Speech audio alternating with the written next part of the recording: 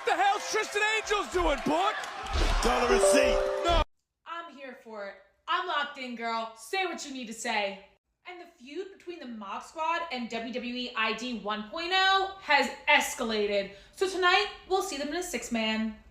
And last, but definitely not least, It's Gall is holding an open challenge. So, post your guesses below who it's gonna be.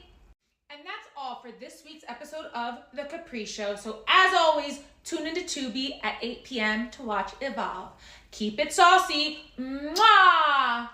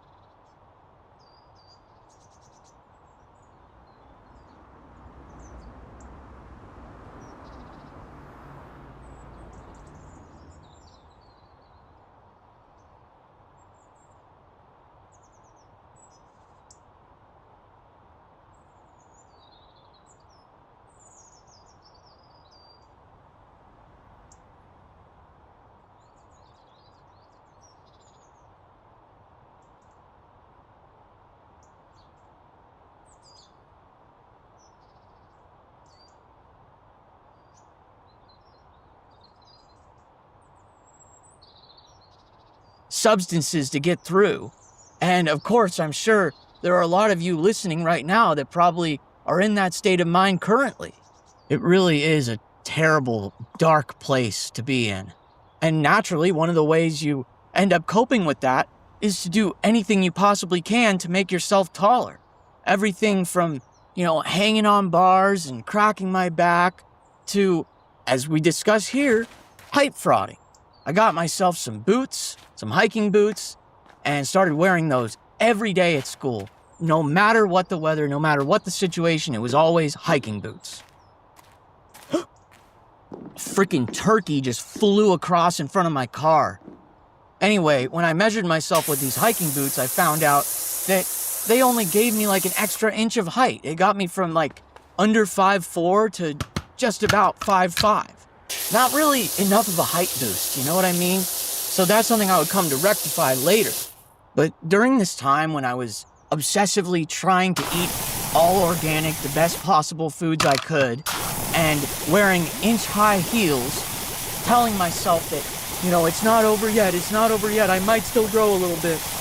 And this horrible state of insecurity and denial that plagued my mind, it along with the height-boosting shoes, put me into a lot of awkward, difficult situations. And you can take these situations as examples of things that could possibly happen to you if you end up relying on height frauding to get through your life. So early on in my height frauding journey, I used to go to summer camp and youth group type events. And at a lot of these events, there were times where I would be asked to take off my shoes to partake in some kind of group activity. And it got really awkward because it's like, what do I tell them, you know? Do I refuse to take my shoes off so I don't lose that extra inch of height? Or do I take my shoes off and get embarrassed knowing that everyone is seeing me at the real manlet height that I truly am? And not only about my height, but about the tiny size of my feet. I mean, they're size 7 since I was in the 6th grade. I can still fit into my old Heelys.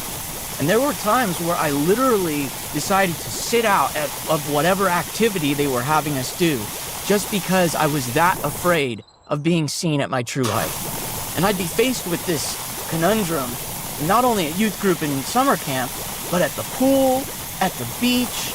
And when there were times that I felt pressured enough to remove my shoes and join the rest of the group, there were times when I'm pretty sure I saw girls laughing at me and giggling in the corner as they whisper amongst their friends. OMG. Chadlet Maxing took his boosted, lifted shoes off? He's so short. Now, earlier I mentioned that I would have to rectify the problem of these shoes only giving me an extra inch of height. And I just racked my mind for every possible option that I had. And in reality, there wasn't much I could do. So I went and got some military-style boots that looked really cool, that I could hike in, and I could do all kinds of stuff in, that were a little bit thicker than the hiking boots I had before. And on top of that, I ended up getting these insoles that gave me about that much additional height and also helped the shoes fit better because I was also heavily insecure about my tiny feet. And that's another thing, you know, even as far back as when I was 12 or 13, I would get shoes, well, not 12, 13, because that was the year that my friends made fun of me for how small my feet were, and it just stuck in my mind from then on, and it actually fed into this height insecurity later. But once they started making fun of me, I started intentionally getting shoes that were a little bit too big for my feet, so people would think my feet were bigger. And that's another reason I was so embarrassed when I would take these shoes off, and another reason I think girls laughed at me. But these insoles in these boots helped them fit a little bit better. So at this point, the best I could do was like an additional 1 3/4 inches. And that didn't even get me all the way to 5'6", but it was the best I had, you know? But all that did is make it even worse when I had to take my shoes off in front of other people, because I would look even smaller compared to what I was before. So I started refusing to take them off more and more. Now imagine being this stunted manlet with an inferiority complex and wearing these 2-inch lifted boots everywhere you go and still seeing tall women in completely flat shoes towering over you. As you can imagine, that did a number on my self-esteem. And anytime I had an encounter like that, it just destroyed my mental health for days. It honestly drove me to drink. I mean, imagine how emasculating that was for me. Looking down at my larger than size boots compared to her feet that are literally longer than my boots, and her height in flats completely mogging me into oblivion. But as many of you know, I eventually got over that. And it didn't happen in a long, slow buildup of wisdom. It happened in an instant, all at once, going from rock bottom to peak euphoria. And I actually talk all about what led up to that moment in my supervillain origin story later, starting with the video about being a 28-year-old virgin. But anyway, once I got over that whole thing, I stopped wearing those lifted boots the very next day.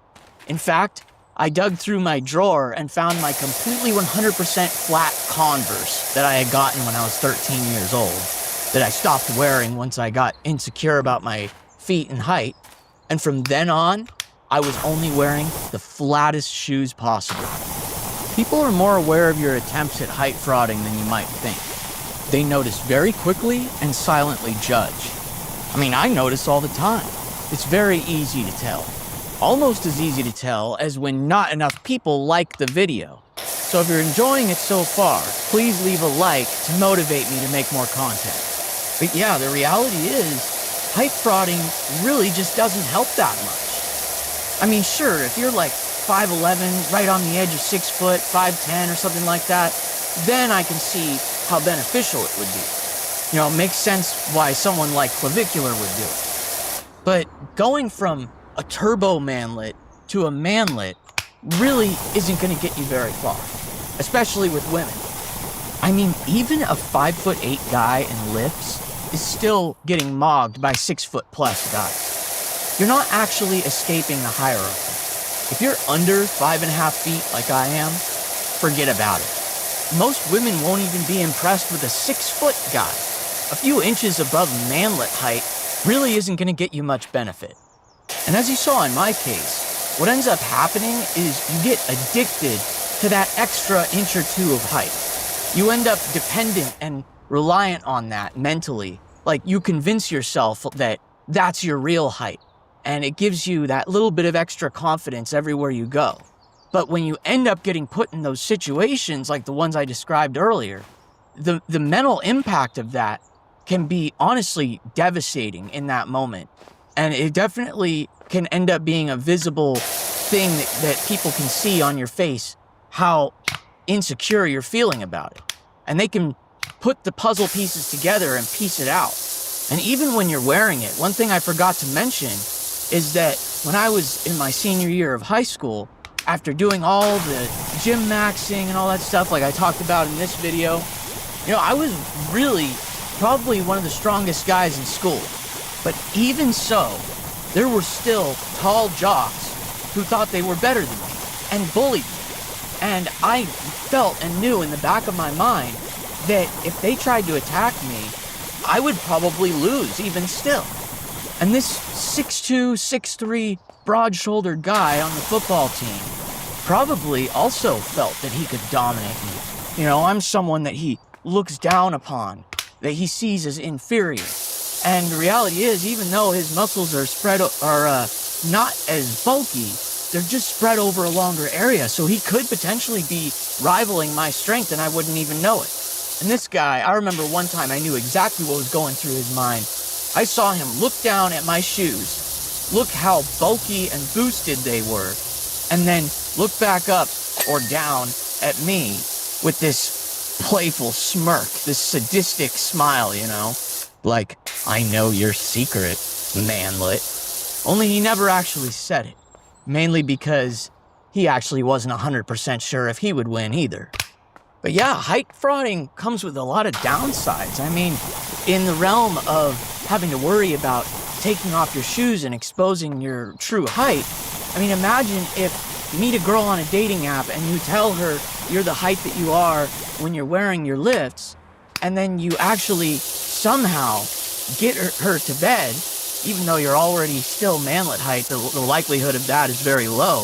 But if it does happen, you get into that room, what are you going to do? Mess around with your boots on? I mean, she'll immediately notice when you take your shoes off, especially if you're close in height already. You're going to have to take your shoes off, and she's going to know one way or another the true height that you are. Embarrassing situation to be in. I mean, you could go from being an inch taller than her to an inch shorter. That's a major difference in their mind.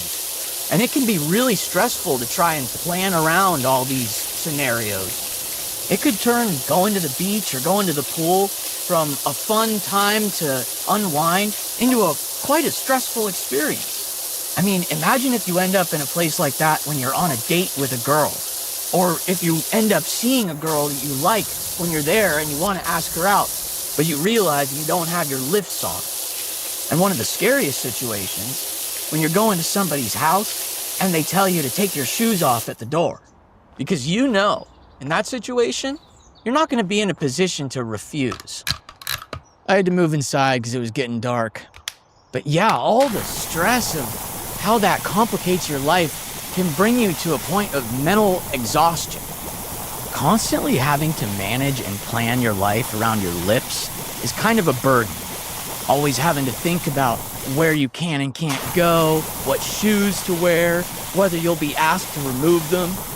Now, if you really are insecure about your height, I guess height frauding is worth doing.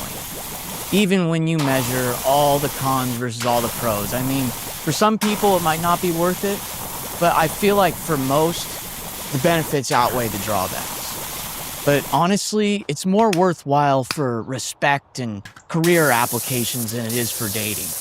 I mean, like I said, going from turbo manlet to manlet height or 5'8" to 5'10" really isn't going to help you that much with women. They already have ridiculously high height standards in general. But when it comes to your career, they say that every additional inch gets you a pretty significant average bump in pay. Only problem is, in offices, it seems like everybody is wearing lifts, so you're kind of not going to be that far ahead of everybody else. Now, if you're wondering why I decided to go with boots and insoles rather than elevator shoes, even if the elevator shoes might have provided me an extra half inch or so, I did it because it's a lot easier to mask your height frauding when you're using those insoles and boots than it is when you're wearing obvious elevator shoes, because anyone can look down and see that. I mean, you got this thick of stuff under your shoe. Everyone knows what that is, and they'll immediately judge. But there's a little bit of obfuscation when you have the insoles and the boots, because boots are still relatively normal shoes, and the insoles you can't see. So, still got some plausible deniability there. So yeah, if you're gonna wear lifts or height fraud, just be aware of the downsides and don't make it too obvious. Personally, I'd rather just give up and embrace being as short as possible. I now love situations where I have to take my shoes off, even if my shoes only provide me like an extra centimeter at most. I especially love it if there's a tall girl who has to do it too. Then I get to compare foot size. Now, if there are any other forms of height frauding that I forgot to mention here, or if you have any interesting stories about awkward experiences you had wearing lifts, maybe getting caught height frauding and embarrassment ensued, I'd love to hear about all that in the comments down below. I read all and respond to most. And if you made it to the end, please use the hype feature, hype the video if you're on mobile and you can, and comment height maxing. That way I can know who the real bros are that made it to the end of my video, because watch time helps more than anything. We gotta help push through this YouTube suppression so we can spread this information far and wide. So if you enjoy this type of content, subscribe to my channel. I post almost every week, usually Wednesdays at 12 p.m. Pacific Standard Time. And if you enjoyed this video specifically, YouTube thinks you'll love this one right here, because they pick it especially for you based on your interests. So give it a watch. Thank you, and have a nice day.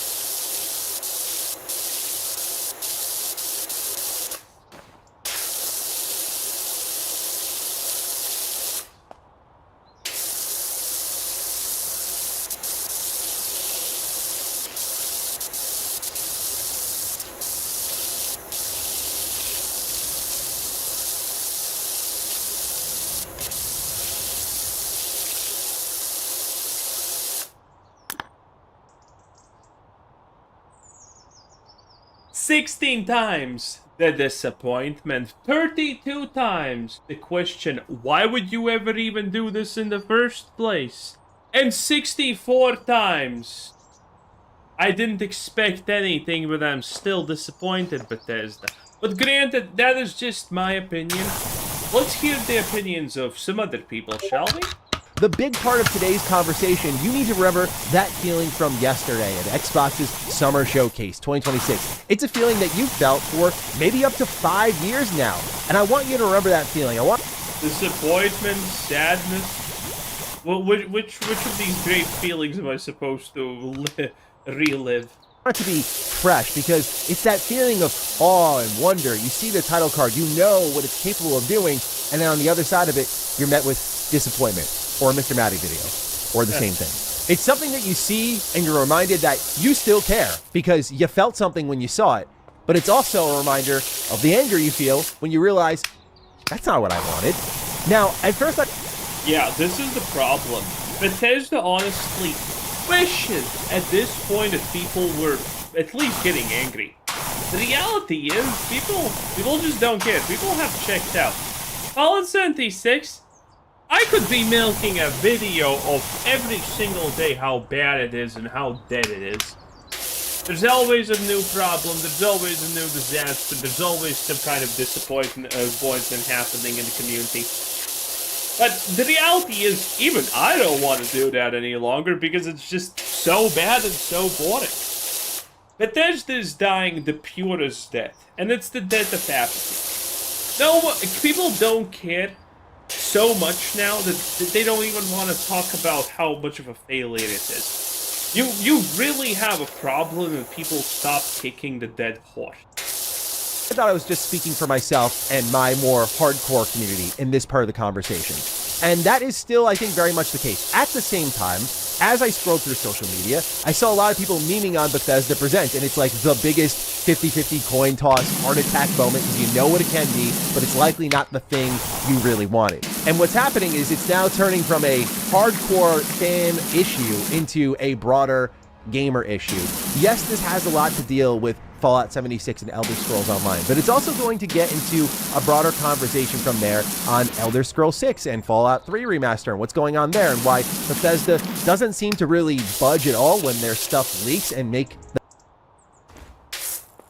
the most of a bad situation. They just seem to be sticks in the mud.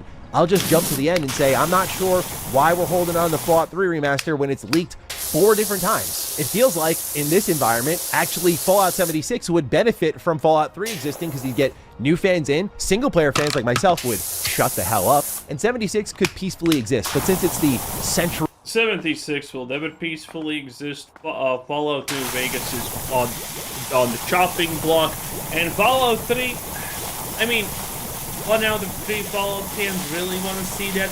Honestly, I would not be surprised if more people are interested in a Fallout 4 remake at this point than a Fallout 3 remake, so I don't see this honestly happening. Fallout project, that creates a bit of an issue, which I will illustrate visibly in just a moment.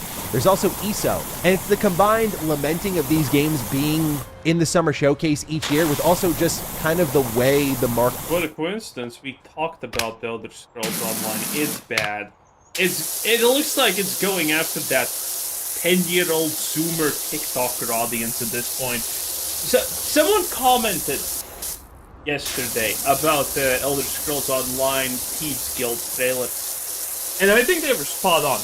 That person said, this looks like a Sims trailer. And it does! Elder Scrolls Online, a dark, nitty-gritty fantasy game, now resembles The Sims Online more than anything else, and that's just insane, honestly. Works. Bethesda continues to pretend 76 is this secret you don't know about. Like it didn't have a massive comeback in 2024. Like 2025 wasn't a great year for it. Like it's not mostly positive on Steam right now, which it has been since Waste. Oh, who gives a shit about mostly positive at this point? The reality is, you cannot get enough people who actually care about the franchise to play this, and so they're kind of screwed on that one. Landers, which is when it launched on PC, but you get the point that the comeback is here, the game does well, it's got a fan base, but it keeps rolling out these trailers of like, join the fight, join 76, like as if it's the game's first year on the market. I don't need the game to die or go anywhere. I need them to do something interesting with it. So we'll talk about all of that here and now. Ladies and gentlemen, if you're new here and you're into what's going on with Bethesda, whether it's for better or for worse, you're in the right place. Get subscribed. What I want to establish first and foremost is that I'm not speaking to solely my reaction here, but rather the collective lack of reaction I see online. So here's the clip. Check it out for yourself and see how other people felt. Oh, here you go. I really wish they were doing something else. Fallout? No. Bro, this game is Xbox's Final Fantasy 11. It's just gonna go on forever. Okay, all right. Oh, it's the X-Man. I'm sure he's not getting paid. All right. Bethesda presents. Okay. Yeah. God damn it. No, this is gonna be Fallout, isn't it? Hello there. Who are you? Is it gonna be 76? Bethesda. I care about her opinion a lot more than I care about any of these other opinions for some reason. Why can't we get a little bit... Mr. Manny, you know what? I'm just gonna go and watch what she has to say. I think her opinion is deeper and better than yours. It is what it is. Presents. Okay, Fallout 76 update. Yeah. Some remix? 76. Mr. Manny, no, you are, I still choose you. It is what it is. Your opinion is better. Bethesda presents Fallout 76. World premiere. Bro, what the hell is fucking this? This town facade? To another bald? I don't know what this is. Organization, and I'm in front of the other guy. What the hell is this? Fallout 76. Fallout 76. Bethesda presents. Oh, that's our boy Joe Raptor. Joe Raptor, great guy, friend of the channel, absolutely love him. We talk every day. I give him... I can't say that. I cannot say that. I cannot say that. I can't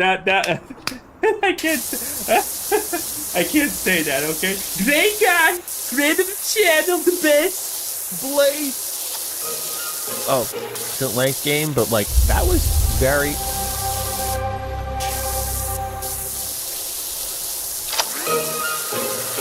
These people need to learn from the best, and that is obviously me. That you every time you hear a Bethesda announcement, you should just be disappointed already.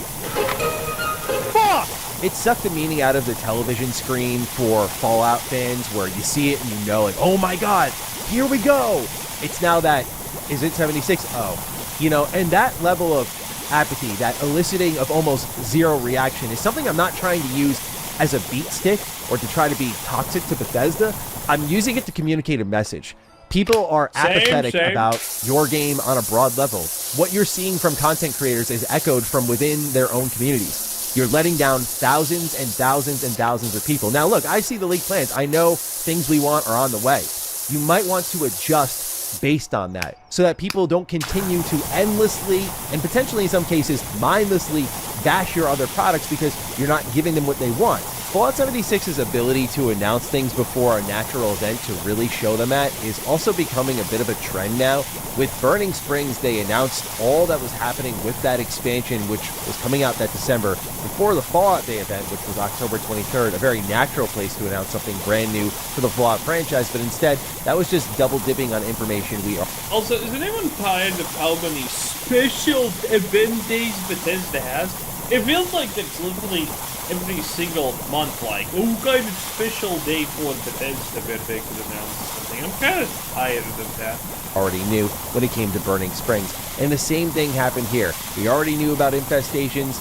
We're double dipping on that. Did you know that 76 got a native PS5 and Series X version now? Yeah, that's a I don't think anyone cares. Pretty significant update alongside the new season. You'd think they would save that for the showcase, so just like in prior showcases, they would show something brand new for 76, but they didn't. So this is twice now where it's happened in less than a year's time, and I feel like Bethesda should be aware it's not a great trend to set for this game. When Fallout 3 Remaster is leaked through FTC documents, when it's leaked through insider reporting, when it's leaked through a toy manufacturer, it might be time to budge. In my opinion, those are three key strikes where it's like, hey, let's give them something because they've been begging for it and we're building off of Season 2. There's ways you can retool and create a new angle. And to be absolutely fair, I've been thinking a little bit about that toy manufacturer leak situation. But it's a toy manufacturer. There's a lot of Bethesda stuff happening. Why would they not make a toy for Bethesda at this point? I mean, they can just do it anyway, right? I don't think the toy thing actually matters as much as people would like to believe. typically, yes, toys are associated with big drops, with big events and whatnot, but for things that already exist and people know about, you don't need to do a big event to sell toys, technically. Play into what is otherwise a heavily leaked thing. I mean, look, Atlas barely gave us anything on Persona 6, but fans were excited because finally it's a real thing. It's finally happening. Yeah, because Persona is a great franchise. There's a huge difference. Yes, it was heavily leaked, but it's real. That means more. But I'm trying to look at this from the angle of I'm Bethesda, and I think it's a problem that 76 people see it and they go, oh, that's most of what people are doing. Not like me, who's like, fuck, because I want Fallout 3 Remastered. They're like, oh, okay. And they look away. You need to either do something with the game to get people in and caring, and you know what that is, which is playing more to the hardcore gamer, or you need to stop putting it in every showcase. Because, yes, Fallout 76 has been in 5 showcases in a row. In 2021, we got Steel Rain announced. In 2022, we got Expeditions The Pit. Steel Rain was so ahead of its time, okay? Indian woman, Chinese dude. Announced. In 2022, we got Expeditions The Pit. In 2023, we got the Atlantic City Expedition reveal. In 2024, Skyline Valley was announced. In 2025, it was Gone Fission. And in 2026, you saw what it was, the Infestations update. And look, at least in some of those prior updates I mentioned, like, hey, here comes the pit, and it's kind of like what fans wanted. Oh, we're leaving Appalachia. When I played it, it wasn't what I wanted, but it was interesting to talk about. In 2024 was Skyline. Also, a question about the pit. Does it even... The pit doesn't exist in the timeline at that point, does it? Oh my god, the sun, can you please choose what you're gonna do? Are you gonna shine, or are you gonna be... Look at this! How can we have AI that's gonna replace humanity if we can't fucking have Logitech fucking camera that can probably adjust the exposure? Like, Jesus Christ. Oh, when it's too bright, it always makes it brighter. When it's not bright enough, it's not bright enough. Bro, have you seen my ghetto setup, by the way? I'm getting blind soon to look. This is my ghetto setup. That's a piece of wood, okay? Those are shoe boxes. That's the internet thing, I'm a jiggy. Yeah, that's how we're living, boys, okay? It is what it is. It's absolutely great. Don't worry about it. I hope you saw it, because you're not seeing it again. Okay? And there's a cloth in front of the window because there's no blinds. They're gonna be made this week, or probably the next or the next after that. I'm not sure. Okay, listen, it is what it is. I did the thing, they came, they did the thing, and everyone was happy. Except me, obviously. Valley, the first map expansion. That was huge. That was a great moment for the game. And it's one of my favorite updates to the game ever. That stuff is... Favorite update of the game ever. Your enemy is a giant fucking turkey. Well, considering how undeadly death claws are, I mean, giant turkeys are kind of part of the course at this point for Fallout. Worthy of the stage. Fishing updates, reminders that... Yeah, fishing updates, fishing, people love fishing. Every game has to have fishing. Every shit game has fishing. Every good game has fishing. An update exists, by the way, because Infestations was already revealed. What are we doing? There's more that you could do here, and I think they do need to do better. This is even just a 76 hater talking. I've given 76 its props when it deserves it, but I think you need more, and just putting it in there as a reminder it exists is not and will never be enough. And look, I'll even talk about my baby. I love Elder Scrolls Online. Y'all know that. I've made so many videos gassing up Elder Scrolls Online across this channel, Retro Rebound, just reminding people this game is awesome. Even I am apathetic towards That's not what the people would say. Elder Scrolls Online when it shows up in a summer showcase. Why is that? That's not the literal 50% drop in player numbers that we have seen in the last 3, 4, 5 years would say, considering to the previous games that it had. Because it's a reminder of the things that you as a company are not giving me, the consumer. I say that because I just go look across the pond. Here's Capcom, who just released the next mainline entry in Resident Evil, and that same year announced the next remake for the franchise coming at the top of next friggin' year. Can you imagine that? That's like Bethesda saying, here's Fallout 5, we'll see you next year with Fallout 3 Remastered. Can you imagine that? You can't. And that is a big part of the problem. It is the problem that Bethesda has these IP you care about. You see them in the showcase. I think most of us can understand the feeling, not all of us, but most of us can understand the feeling of seeing Bethesda present and going, and then realizing that it's a lot of what you don't want. So this is not just someone senselessly bitching. It's identifying a core issue of Bethesda right now, which is that you wonder why people are apathetic towards your brand, why they go so hard on you, as you continue to just take any marketing beat you can get to remind people that your product exists without any kind of meaningful additions to said product. It's not a good pace to be at. If 76 is going to show up, it has to show up with something like Skyline Valley to make it a thing that people want to check out. Infestations with another, show tune commercial that doesn't really show much of the game or anything that makes 76 look different isn't going to pull new players in. I don't know how I have to explain this. Same with ESO. People are going to go, oh, it's ESO. And your fans who... Yeah, everyone already knows that these games exist. Everyone has played these games, and no one gives a shit at the end of the day. That's the brutal reality of the situation. It's not pretty, but it's the truth. Who are already in saw it, because most of this stuff gets pre-announced anyway, so it's partially an Xbox issue too. But anyway... Yeah, this is why I don't play Elder Scrolls Online. This is just not worth enough for someone who...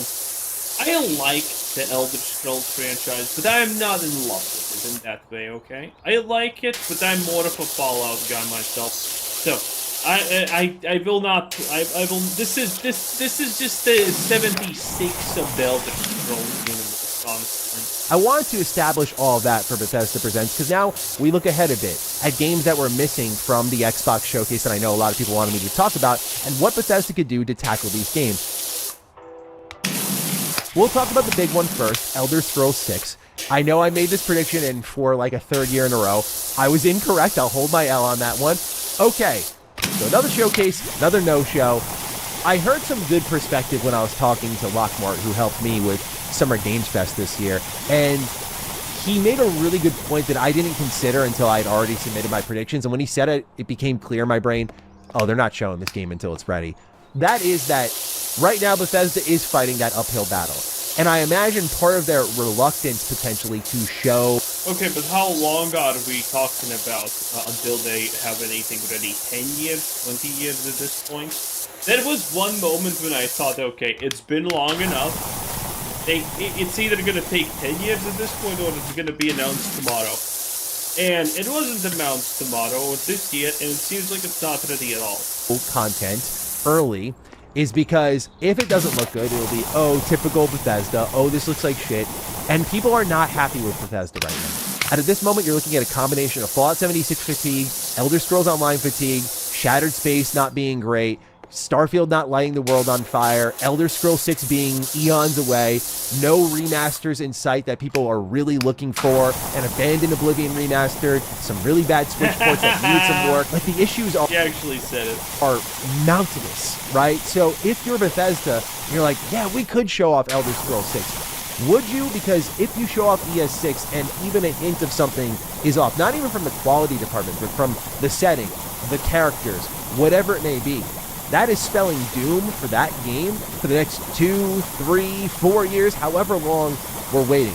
And when I heard that bit of perspective, it took ES6 off the table for me. Will I still predict it for next year's showcase? Maybe I won't, because the one year I don't, it'll... I mean, you probably should. It's a safe prediction. Show up. And that's exactly how it's going to go. Perhaps the bigger change to talk about with Elder Scrolls 6, though, is what Xbox is doing right now, which is console exclusives. We're talking about Gears of War E-Day and Clockwork Revolution right now, but look, when you see the entire pantheon of games that Xbox owns right now, I think Fallout and Elder Scrolls would be massive pulls to the Xbox franchise if they weaponized them as exclusives. You know, a lot of people hate on Bethesda. Weaponize them as exclusives. They're already exclusive. Like 5 people in the fucking world care about them at this point. You can't get a lot more exclusive than that. Oh, the failures of Bethesda are truly never ending. Oh, maybe he's gonna say something about everyone's favorite not Nepo baby, Sarabon. Wait, is it even gonna load? Because I effed up and I'm uploading a video now. How much latitude, elsewhere do you have? There's this idea that Oh no, Blooper! They ask, oh, what latitude do you have? Oh, what the fuck is latitude? Speak normal!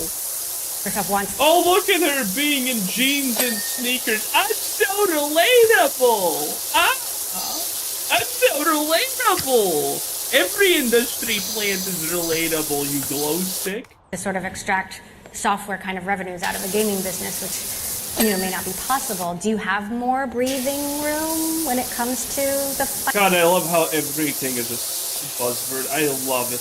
financials? Yeah, so my mandate is not 30% accountability margin. It's not enterprise software margins. It's to be the #1 gaming and entertainment company, and that's what we're going to go do.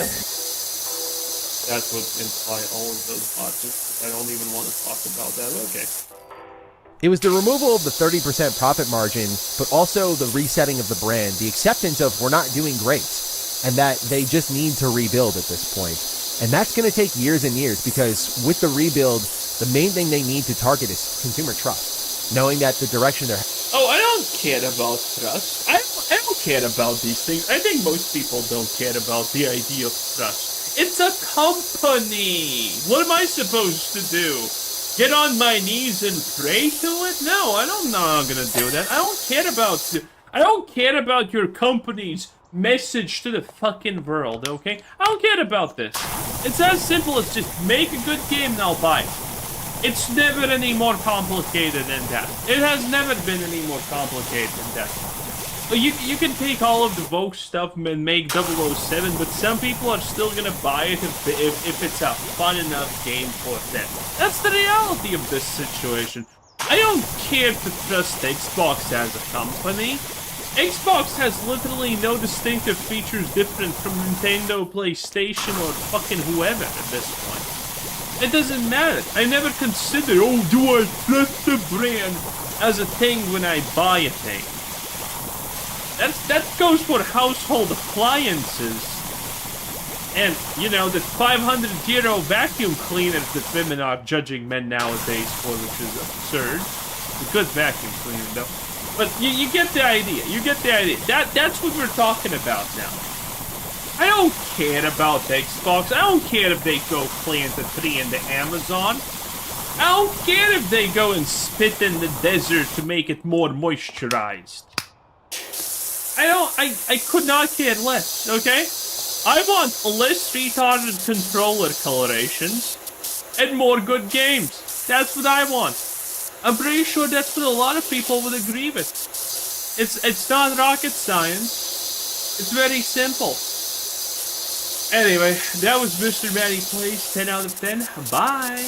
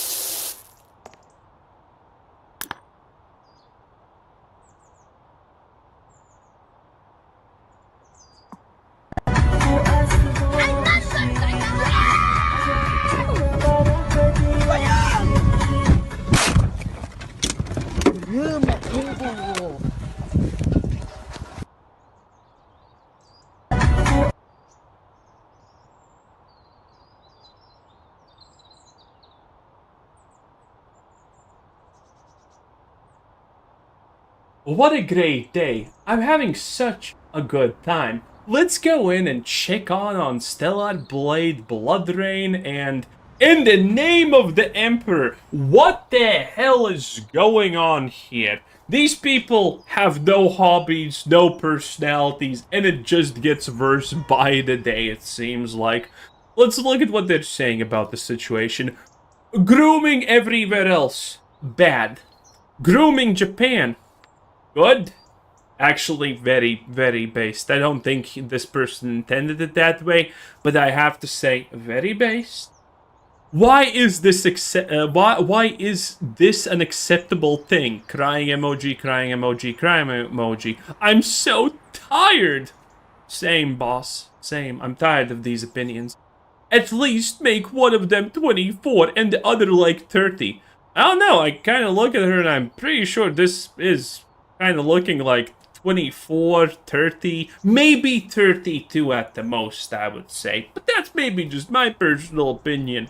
Not that most people feel like this, because most people are reasonable, well-adjusted human beings that don't instantaneously self-report themselves that they're weirdos. But maybe I'm wrong. Who honestly knows, right? Or, I don't know, make them the same age. FFS. Shoujo. Oh, new shoujo adaptation. Age gap. Okay, goodbye. You can keep this trash in your own garbage can. We will. But can you stop complaining and get out in that case? We will. I'm conflicted because it was one of my favorite shoujos in middle school, but now that I'm an adult, I realize the problem. Yeah, it's pretty honestly hilarious, boys. These opinions are completely wild and insane. The only good part is, at least Asmongold. Asmongold, by the way, great guy, friend of the channel. I like him very much. He calls me every day, we chit-chat. He usually complains about pink sparkles leaving him instantaneously for a Giga Chat, and how he's now gay. But, you know, great guy, love him. Absolute friend of the channel, obviously. You know, at least we're not getting any more complaints about Stellar Blade from Asmongold. But don't you worry, okay? Because I have found a solution to this. And this time it does not even entail re-education camps or forced labor. Which I think we still should do on a in a mass way, because clearly that's kind of something that we are missing at this point, because this would solve a lot of issues, okay? All of the world's issues can be just solved with a little bit of extreme accountability. But maybe, again, maybe that's just my opinion. But I have found a solution to this, okay? I have found a way to fully satisfy the Western audiences. Bam. What do you think? Huh? Huh? Huh? Pretty good, huh? Huh? Yeah. Yeah. I'm pretty sure this would satisfy all of the Western audiences. Okay? And the funniest part is, this crash out, not even special, okay? This is not the 9/11 of wokeness. Because, funnily enough, we had, not even a week ago, I covered this. Not a lot of people were interested in this, but this is Knight's Path. And if you're already falling in love, get in line behind me, okay? I was here first. But in any case, this almost fully clothed woman who looks beyond modest, who is just smiling and not miserable, was pretty much already, not even a week ago, the 9/11 of wokeness, and was massively labeled as radcorn for the right-wingers, okay? Fully clothed, not miserable, smiling. This is wrong, okay? And then we have Stellar Blade, which is also wrong. Honestly, at this point, I don't exactly know what's left for us, but it's not a lot, okay? It's not a lot. Well, I think I have the solution. Nope, I refuse the solution.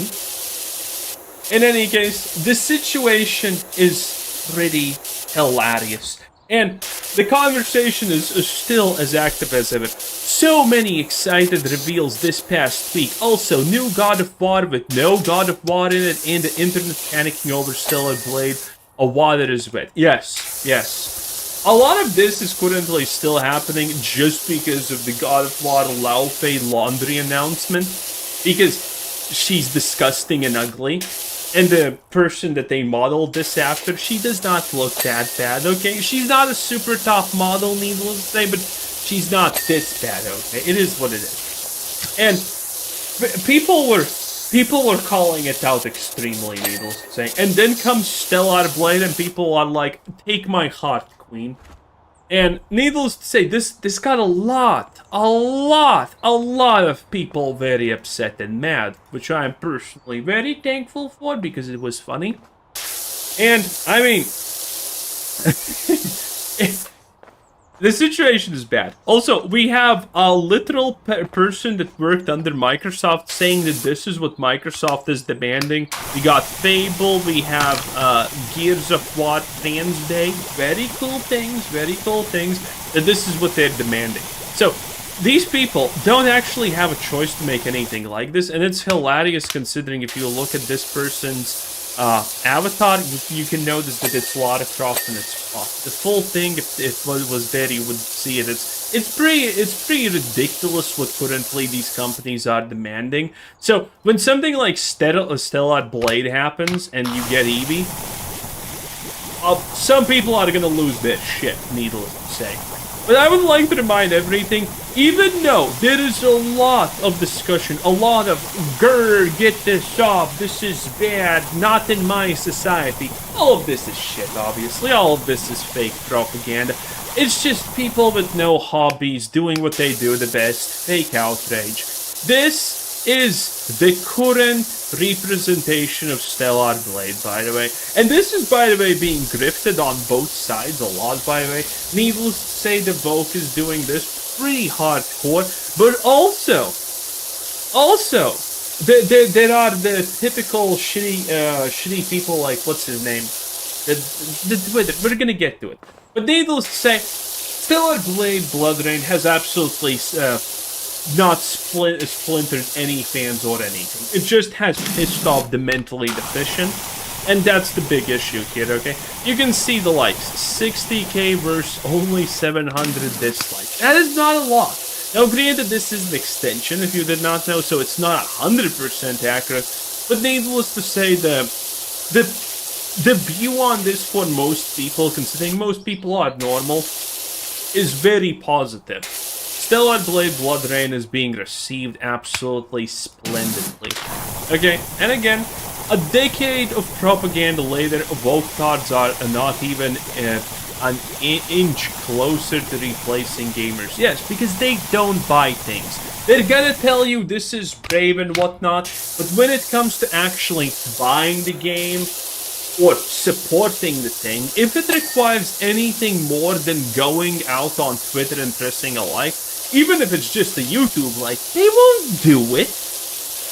And this is it. Look at this. This is God of War from this is from IGN, as you can clearly see here, right? 12k likes, 13k dislikes. Now the real God of War thing is bigger because it's the God of War franchise at the end of the day. But yeah, it's not even comparable. This is a complete, absolute non-issue that these people are just making up. It's ridiculous. And here we have, again, this is drifted by everything. You have Your Torch Games, not a friend of the channel, but not even gonna joke about that one, boys, okay? The friend of the channel is a friend of the channel, but not this one, okay? Eve was a symbol of hope. She rallied us against censorship. Get the fuck out, okay? We just like the game, okay? This doesn't. Okay, all of this does not require you to be against censorship or whatever, okay? It's nice that you are, but, I mean, this is not like, you know, raise the banners type of cause. Eve made us dream about a future of gaming with beautiful, elegant, and seductive female characters. True? Now, granted, where it's necessary, not literally everything needs to be like that. It's better that it is than it's not most of the time, but again, there are limits. But Eevee just came here to divide us. No one's divided. This has to be controlled opposition, okay? This guy definitely has to be the controlled opposition. To sow discord amongst the best fan community. Eve united, Eevee fragments. Ooh. And again, it's just no. There's no fragmentation. There's no nothing. Everyone knows these are lies.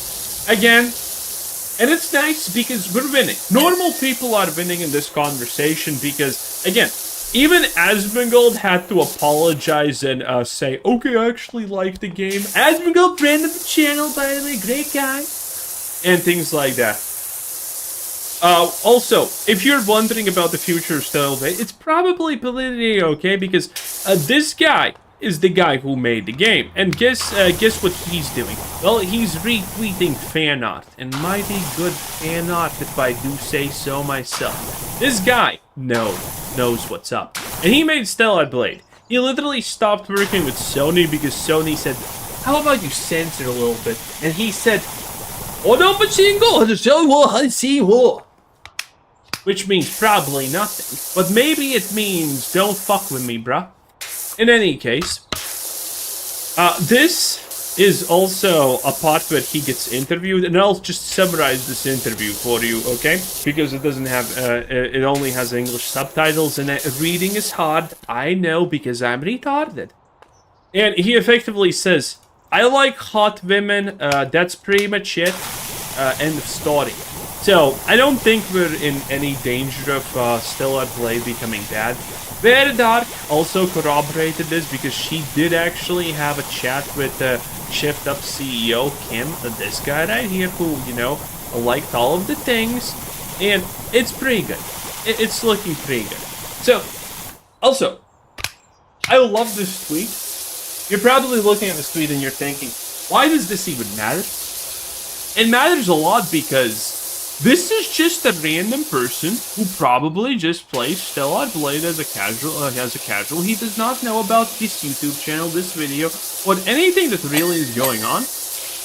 And he's just posting this because he does not know that all of this is just a bunch of lies and no one actually thinks this. Normal people, normal everyday normies, are just now at the point where they're just, no, I like this thing, and I'm not afraid to say that I like this thing. I don't care about your stupid opinions. I don't care that you're calling people Dr. Disrespect. It's clearly not. This is a self-report. You should feel bad for yourself. And people are just talking about it. They're just like, no, I disagree with this thing. This is good. People are completely not buying in the bullshit surrounding the Stellar Blade Blood Rain division, so to speak. And it's great. Which means Stellar Blade we won, and it's probably going to sell more copies than it did previously, because honestly, this does look actually better than the previous game, right? Or maybe that's just me. Well, anyway, thanks for watching, have a nice day, subscribe and like the video, like it now, it takes less than a second, do it now! It really helps the channel, more people are going to see this, so thank you for everyone who does. Anyway, bye!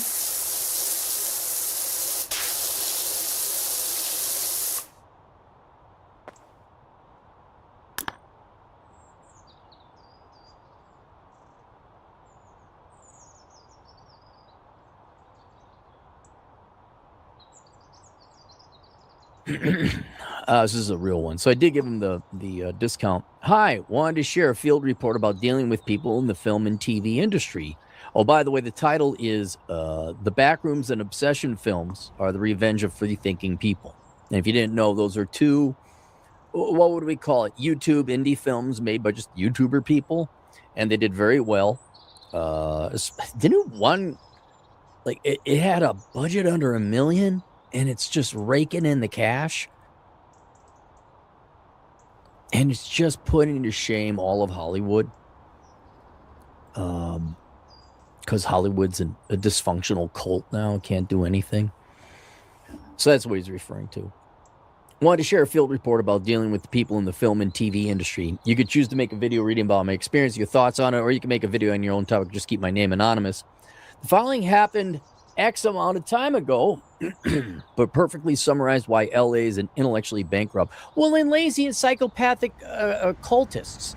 It's not that they're intellectually bankrupt. I mean, they are that too, but they're such purists. They are the real Nazis. Like, and basically, the story, I'll get to the details, but the story is that they were going to ask this guy for money, and they're interrogating him about his politics. These are panhandlers. And they're not like, you better not be a conservative, you don't better be that. And they're coming up to a guy asking him for money. There's a good end to this story, but that's what this is. They are so far gone. They really think that the world better bend to their will. And these are losers, by the way. I was going to mention 2 people in this story. They're losers. They're nobodies. That's why you can't get anything done. It's a purity cult. For a decade, a couple times a year, I meet with a friend who went out to Hollywood to be a writer who instead got established in a different career path in the film industry. One of his original film ideas really stuck with me, so I wanted to offer to fund his indie film.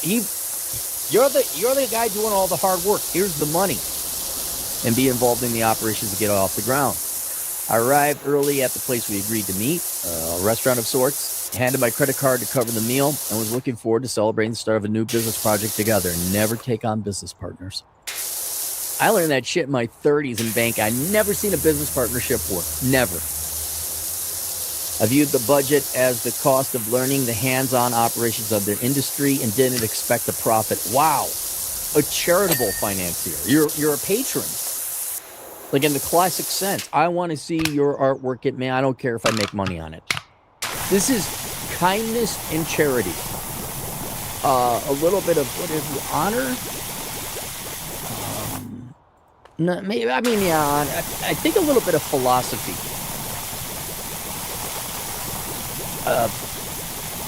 Even community. What's the word I'm looking for? You wanted to see something beautiful made, or at least entertained. You wanted to create something good, and you were going to pay for it. I don't know a word for that, but it's more moral and better person than I am, because fuck that shit. When my friend arrived, so did his friend, a failed, fat, balding actor in his early 30s who still lived at home and was completely funded by his parents. Immediately after we all sat down, here we go. His friend started questioning me about politics with an opening about whether trans women should be allowed in boxing. That's step one? That was the first thing out of his mouth? You theater kids are worthless. You're fucking worthless. Oh my God. This guy's in his early 30s. Like, you weren't Kurt Russell, got recruited for the Mickey Mouse Club. Look at you're already lost on time on this, man. Despite my friend and me trying to move dinner away from a struggle session, dinner was ruined. When I was handed the check, both looked guilty and offered to pay for drinks at a nearby bar. What, they couldn't afford the food? You never get... Dude, it's not that they're theater kids, right? There's nothing wrong with theater. Or as the great one says, theater. But theater, I mean, I saw that long ago. Theater and the movies and film attracts lazy people because they don't think it's work. Which, if you do it right, actually it is work. Christian Bale, he busts his ass off. Robert De Niro, you may not like him, but he busts his ass off.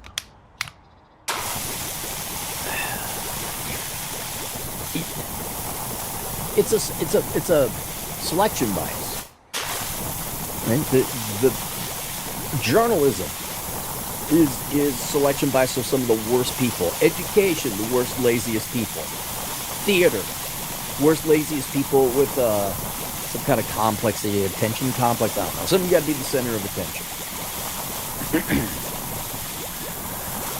And they didn't even have the money. These guys are in the 30s, right? 30s? Since I knew they didn't make much money, I figured I'd let them pay for one drink and then I'd leave. This time around, before I could offer to invest in my friend's script, he joined in with his friend and going all in on the most retarded political stances imaginable. Why is politics even of any kind? Why is... At one point, it was even said that I only got my nice job and my side business because I was a veteran. In cities with many professional industries, there's actually a military service penalty that we need to overcome to be accepted by liberal employers. Of course, right? I then decided to run up their tab until we're 50-50 on the cost of the evening. Good for you. They made fun of my advice to start a YouTube channel because it's not the proper, respectable way to make it in Hollywood. They don't realize Hollywood is over, do they? They are very much like a suburbanite girl. That they're just going to believe in their passion. And they're going to ride that down. They didn't even have success. They didn't even have hope. It just right off the bat, they're just gonna ride this what is it? The train until the wheels fall off. These single, poor former friends literally lost out on tens of thousands of dollars of investment because they assumed I deserved an ideological interrogation for being a working class family man. Fine, cancel me. I've already canceled them from my life and haven't spoken to them in years since that night.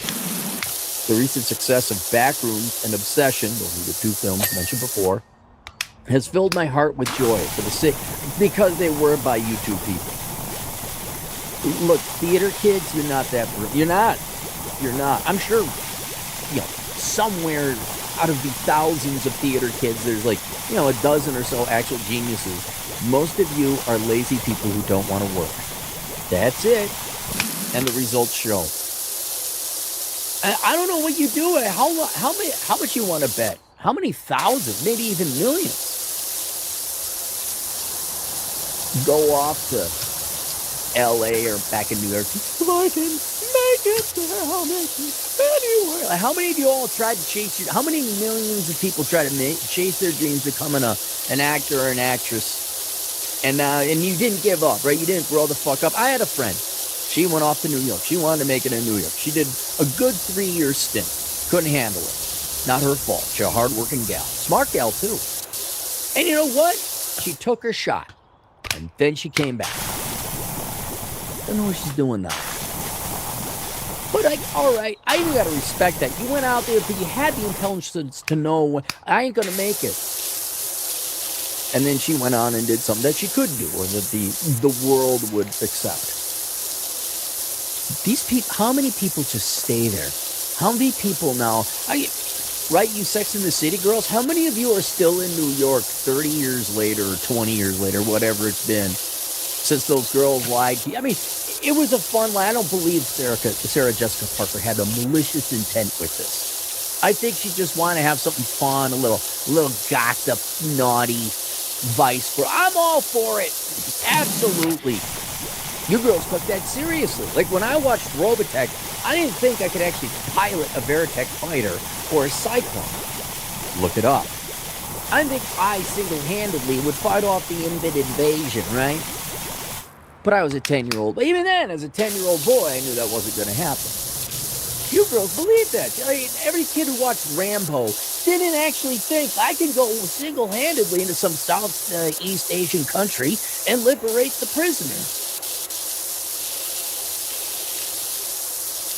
You theater kids are theater. You're just old.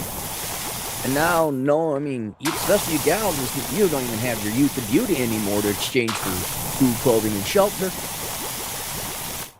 And just another life wasted. Lives wasted. For the sake of humanity, I hope everyone in the media psyop industry is forced to get real jobs or embrace homelessness. And then I followed up. I said, wait a minute. You can't leave us hanging like that. This is years ago. What happened to the two guys? Right? They're either 40 or approaching 40. Where are they today? That's my third form of entertainment behind hiking and adventuring and motorcycling, wrenching on vehicles. That's watching old people in the past or young people in the past now turn old and just be fucking losers. I love it. Hang on, let me look up one person in particular. She might be dead. Still alive? Hang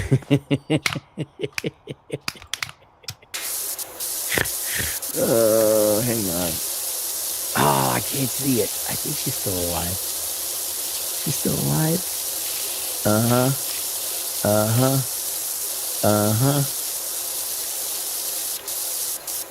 Just miserable. Homeless, basically.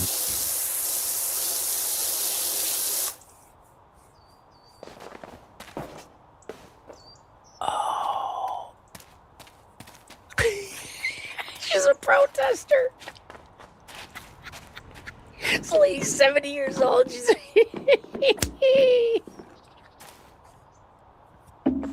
So I said, well, what happened to him? Come on. Like, God gives you justice. God has balance. He's a sick and twisted God, a sadistic God, but every once in a while, for the universe, gotta have a little bit of balance. So what happened to these assholes, right? So you wanted to give them money. Give them. You didn't expect to make a profit. You believed in their vision. You kindly and charitably, like, hey, let's do this. And you had a kind of a curious intellectual interest, like, what's it like? And they fucking spit in your face. And it's out of supreme arrogance. This know-it-allness. That's what I love about leftists. You think you know we're on the right side of history of what? People cutting their junk off and shitting in the streets and burning buildings down? You guys are the arrogance. So I asked, where are they now? The failed actor number one has been doing... Hang on, keep private below. We didn't put anything in...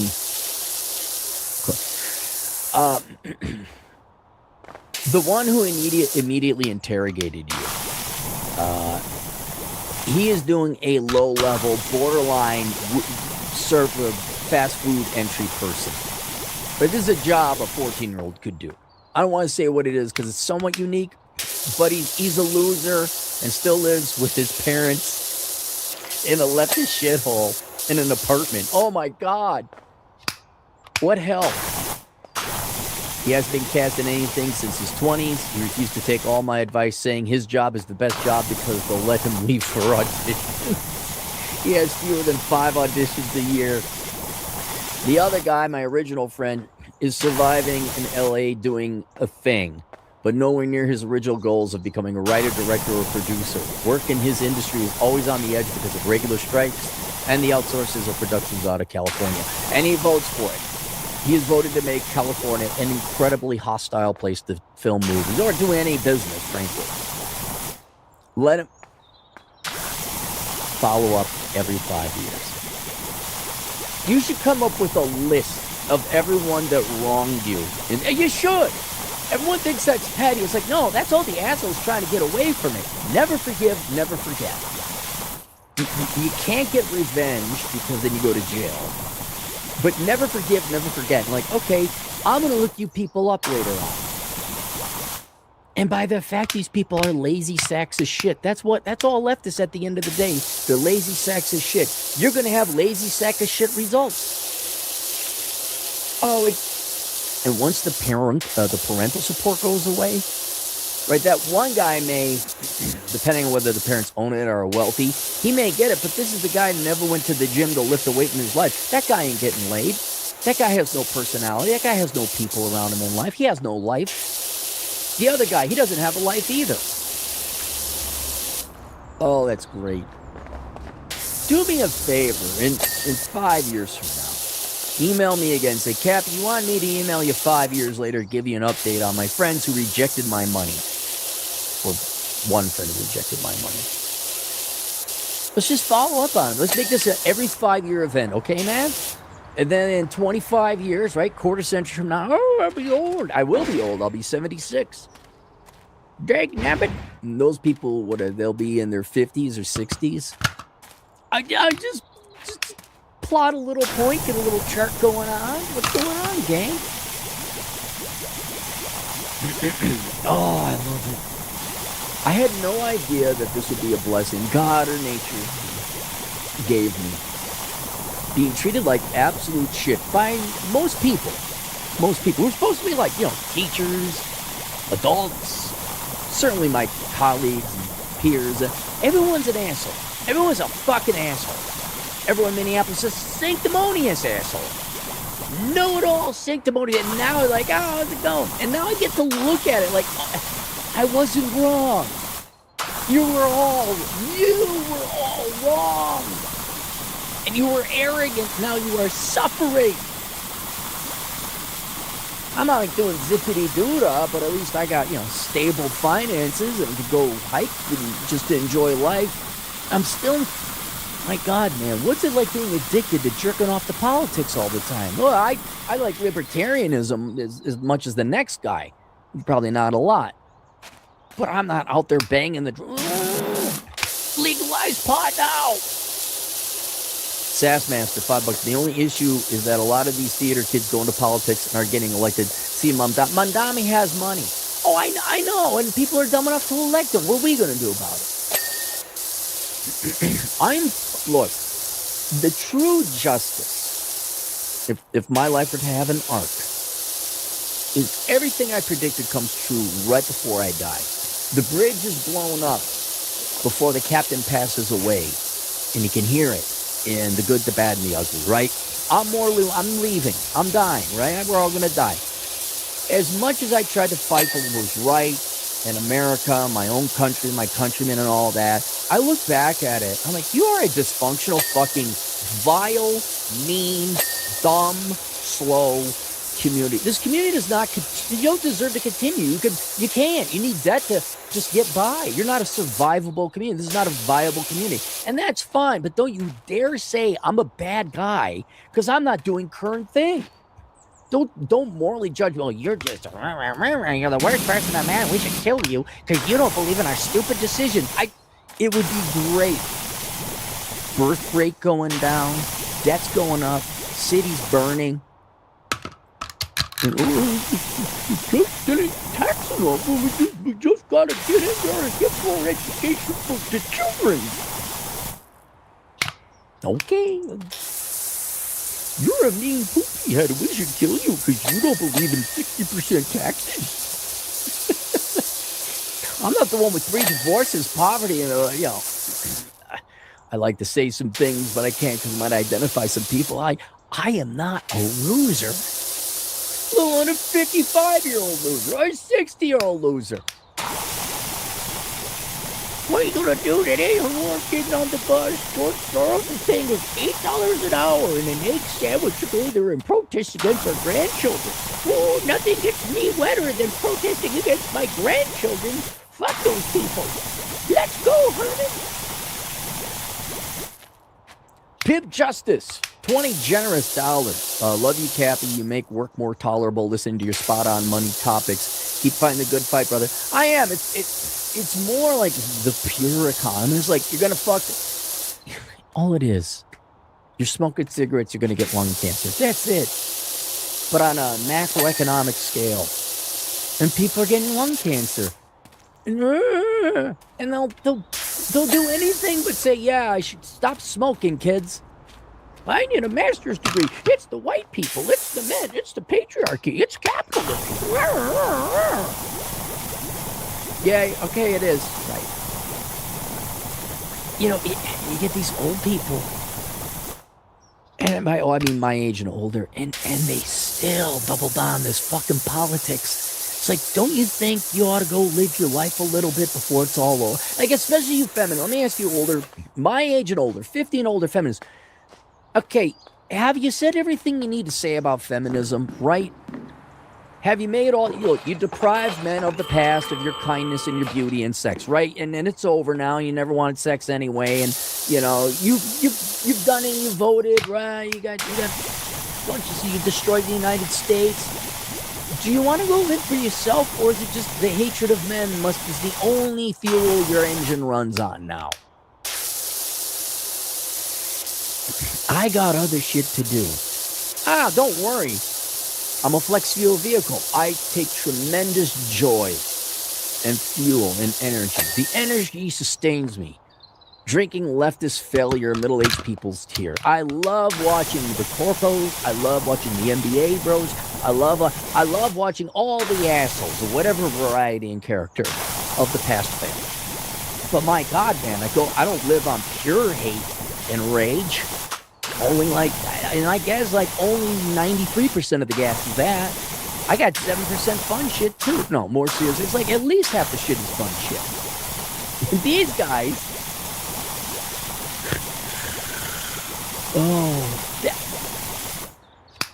I can't. Okay, there's 2 things in life, one of which is a combination of 2, that are the best feelings ever. One is an orgasm. And the second is the combination of you get a good night's sleep, 10-hour sleep. You just wake up feeling like $1 million, and then you take a born-again shit. Like just one of them super cleansing shits. This happened to me twice in my life. Oh, my God. Best feelings ever. But I don't know. Do the leftist lies you're told to like sacrifice your life? That must be some addictive crack level shit. Is that even better than an orgasm? Is that better than a 10-hour sleep session followed by an amazing born again shiny, sparkly, clean shit? That's a pretty good feeling, man. These leftist lies must be amazing for you to throw away your fucking lives. I'm going to hate men again today. Good for you. Go. I need entertainment. I'm going to throw away a shot at actually producing a movie so I could go do this shit fucking job of living at home at 38 years old, or whatever he is. Da-da meow. Too much collective consciousness. I kind of want your email me. So I don't forget. Email me. AsselConsulting.com. Fire Dog, $10 generous dollars again. Theater gets sucked and are absolute dunces. That's it. Yeah. Well, they're lazy and they're egomaniacs too. They're just. Look, I love me my D&D, right? But once those theater kids came in and started ruining it for everyone, they're all lazy. That's all it is. They want purpose and value in life, and they live vicariously through the stage, or D&D, or the video games, or LARPing as furries, whatever it is. But they're not going to go into the real world and play that game. That game's too hard. Oh my God, to get praise and adoration and money, you got to do some of value for the village. I slew the dragon, but there ain't no dragon to slay. I became a hardworking man, and I set up an accounting practice and did taxes for all the people in the town.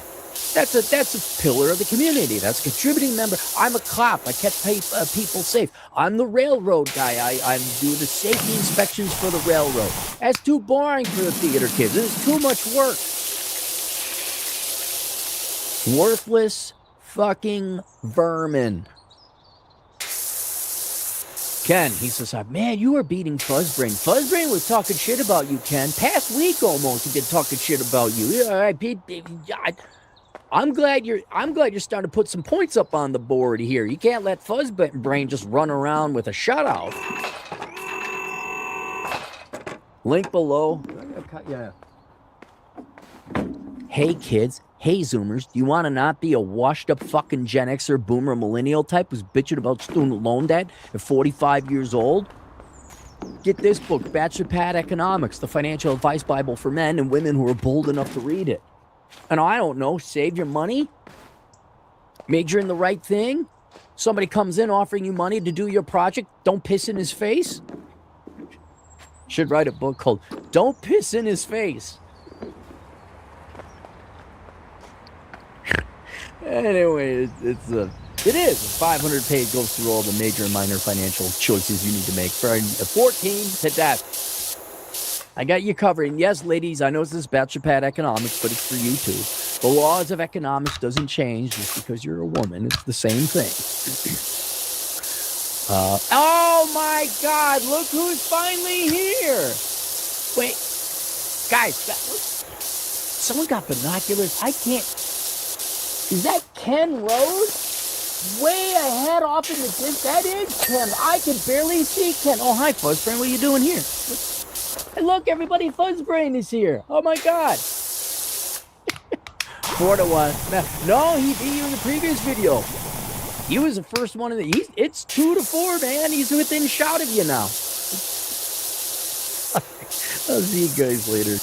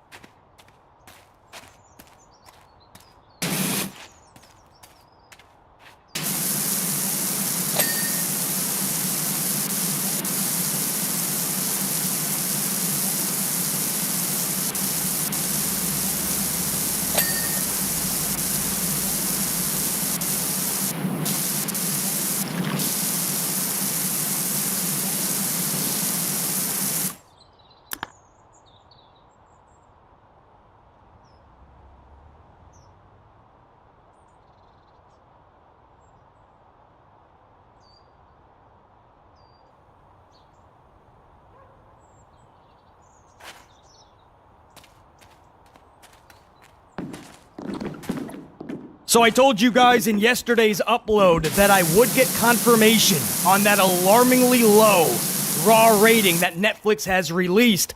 Sure enough, it is indeed confirmed. They pulled a 1.98 in viewership. Of course, Netflix rounds up, so it's going to be presented as a 2.0 flat. So WWE is officially down to their last 2 million in viewership on Mondays and down to 1 million on their Friday night SmackDown shows. This is the lowest number since Raw has been on Netflix. And this is where the excuses come out, right? This one being, earlier in the day, BC. It came on earlier in the day. Well, that just means more hours to be able to view it. Guys, you gotta remember, it's across 7 days. This isn't just one night of viewership. It's across 7 days. So if anything, you had more hours to view it. So if you're saying, well, BC, maybe those that worked the 9 to 5 job still, and they couldn't watch it live, so they got the spoilers, the results, and they just didn't watch the show. Well, first of all, isn't that a problem? First of all, back in the day, when you read spoilers or the results, you had to see the show. I tell the story all the time because Tony Schiavone tells the story all the time. Bischoff told Schiavone to tell everybody that on the Raw tape show, this was live on a Nitro, Raw is going to have Mick Foley win their championship. What they didn't take under consideration was people wanted to see that at that time. So the remote controls got picked up and the channels started to change. And damn, did Raw take back their viewership starting on that night. So that's the first issue. If people are reading the results and going, oh, no reason to watch, this doesn't sound good, isn't that a problem? But even more than that, you guys know BC always comes with facts. So I call them truth bombs on this channel. So let's just look at last year's WWE European Tour. You guys know there was 3 straight start times for Raws that were early, right? 3 straight early start times on last year's European Tour. March 17, Brussels, Belgium, 3.1 rating. March 24, Glasgow, Scotland, 3.0 rating. March 31, London, England, 2.9 rating. These are all not good numbers, by the way. You guys know it as BC does. Globally, which means 700 million potential viewers across 7 days, a full week. And you're just hovering 3 million viewers? Of course that's not good. But it's better than 2 million! Because now you look at this year's tour. The week previous, a 2.49. And then this past week, the latest number released by Netflix, a 2.0 flat, a 1.98 straight up rating. So there's no excuses! Last year's tour also started at 2 p.m., 2 p.m., 3 p.m. And they were at least hovering 3 million. So in 1 year's time, this tour is pulling in 2 million. There's no excuses, guys. You have to inevitably come to the realization that the product has completely fallen off. Only then will the company make legit change. But you gotta be honest with them. Can't we just say this isn't about holidays anymore? Or sporting events? Or any event? Or early start times? Can't we just say the product sucks right now? And it has for a long time. Many years. Under Vincent Kennedy McMahon's final years, it was really bad. Awful. Somehow the doofus son-in-law said, hold my coffee. And he made it even worse. But I just gave you guys facts, man. Early start times don't mean anything. WWE touts themselves in the same category as other live sports, right? But other live sports are seeing incredible numbers, right? The NBA has spread their content across many platforms, and yet they reached their best numbers in 24 years. The NFL reached their second highest numbers since they started recording numbers. And their Super Bowl was the second highest rated TV program in TV history. No. I'm not just talking Super Bowl, guys. It was the second highest rated TV program in all of TV history. That was this past Super Bowl. I mean, WWE's biggest event couldn't even sell out this year. WrestleMania. Major League Baseball is headed toward a 50% increase in viewership and their highest numbers since 2017, basically a full decade. You can go on and on. And here's WWE globally across 7 days trying to hang on to its last 2 million. 2 million! It is the only thing you can come across that is losing this many viewers. Not even NASCAR is losing that amount of viewers.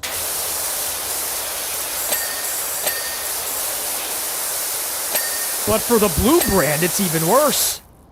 Because they are trying to hang on to their last 1 million viewers. 1 million! I have confirmation on the latest SmackDown viewership. A 1.08. Down yet again from last week's abysmal 1.09. Literally down in every single metric imaginable. SmackDown continues to somehow lose viewers. There's nowhere else to go, guys. There's a 1.09 to a 1.08. Do we play this game until they are literally under a million? In All Elite Wrestling is in prime position to start beating them. I mean, didn't AEW just recently pull 700,000 straight up rating? 700 some odd, I think, right? 704, something like that. It was last week or the week previous. Well, if you add on the 40,000, again, we don't have confirmation because Max won't release the number, but the best number that we have, the most reasonable, is between 35 and 50 right now. So if you give it a straight 40, they're roughly at about 750. If WWE dips under 1 million for Friday nights, AEW is in prime position to overtake SmackDown as the second biggest pro wrestling show in an entire wrestling week. And no, I'm not going to play the game. Guys, I know some people are like, no, basically, no, I heard that AEW on Max is pulling in 500,000, 500,000 people, basically. That is so stupidly wrong. I wouldn't even entertain that. There is zero evidence that any show on Max pulls that, or anybody at any given time is even watching Max. It is 35 to 50,000. If you think that they're pulling 600,000 to 700,000 weekly, and all of a sudden Max is giving them nearly the same amount, you don't know what you're talking about. And that's why BC is here to drop the gospel. AEW is roughly 7 to 750 right now. Well, WWE is about to dip under 1 million, and then we're going to have a real battle between those two. But stop the excuses. So for everyone that constantly insists it's TKO that's ruining WWE, not Hunter Hearst Helmsley. Number one, Hunter Hearst Helmsley, your precious doofus son-in-law, is a big part of TKO. And the slimiest individual in TKO. Number two, Ari Emanuel, Mark Shapiro, and Nick Khan are not sitting around booking Io Sky. Ari Emanuel, Mark Shapiro, and Nick Khan are not sitting around spending their day booking How to Train Your Dragon Ball Z Lee or Rusev. They're not booking Tala Tonka Truck. Ari and Shapiro and Nick Khan are not booking Peyton Royce's car keys or Raymond Phoenix or Fallon Henley.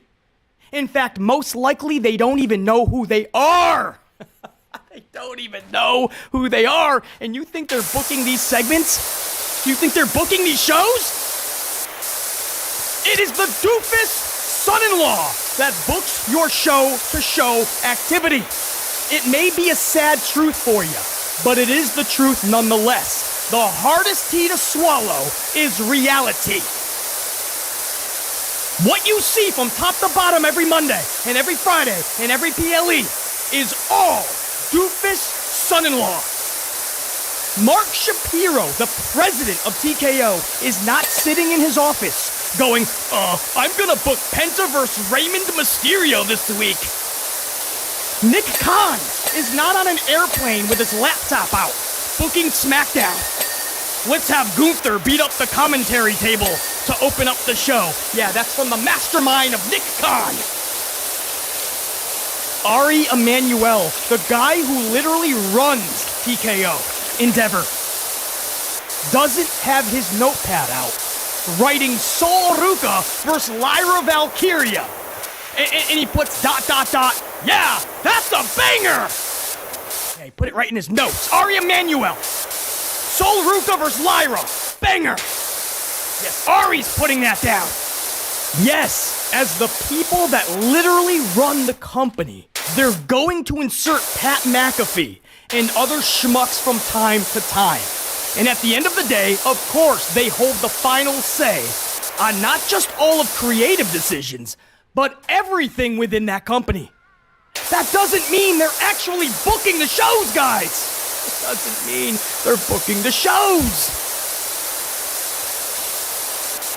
Lacey, Shapiro said that they have final say on creative. Of course they do! As they should! You've seen how bad Paul Levesque McMahon is at this thing. This isn't NXT Black and Gold where Dusty Rhodes and William Regal were doing all the dirty work, and here comes Schnoz McGee on the company jet once a week to play Papa H and take all the credit. You see what happens without a Dusty Rhodes, without Vincent Kennedy overseeing anything. So I would hope that there's people above Levesque McMahon. But of course, no matter where you work, if you are bosses, they have final say on everything. But they are not, trust when I say this, they are not actually booking the product, guys. Come on. Watch a show. Do you think Ari Emanuel is spending 10 seconds on any of this? Do you think Mark Shapiro and Nick Khan have nothing better to do?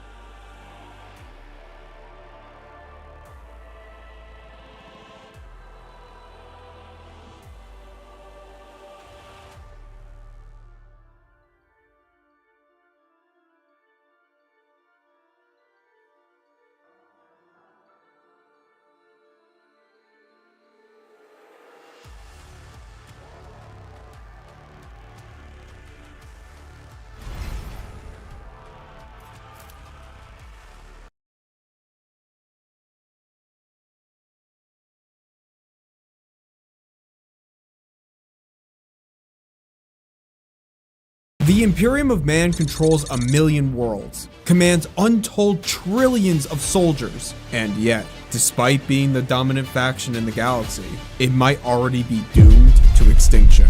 There are a few reasons, but it starts with a massive problem. The Imperium spans most of the Milky Way galaxy, making it the largest faction in the current era. But the size of its empire is also a major weakness. In real life, empires live and die by logistics, transportation, and communication.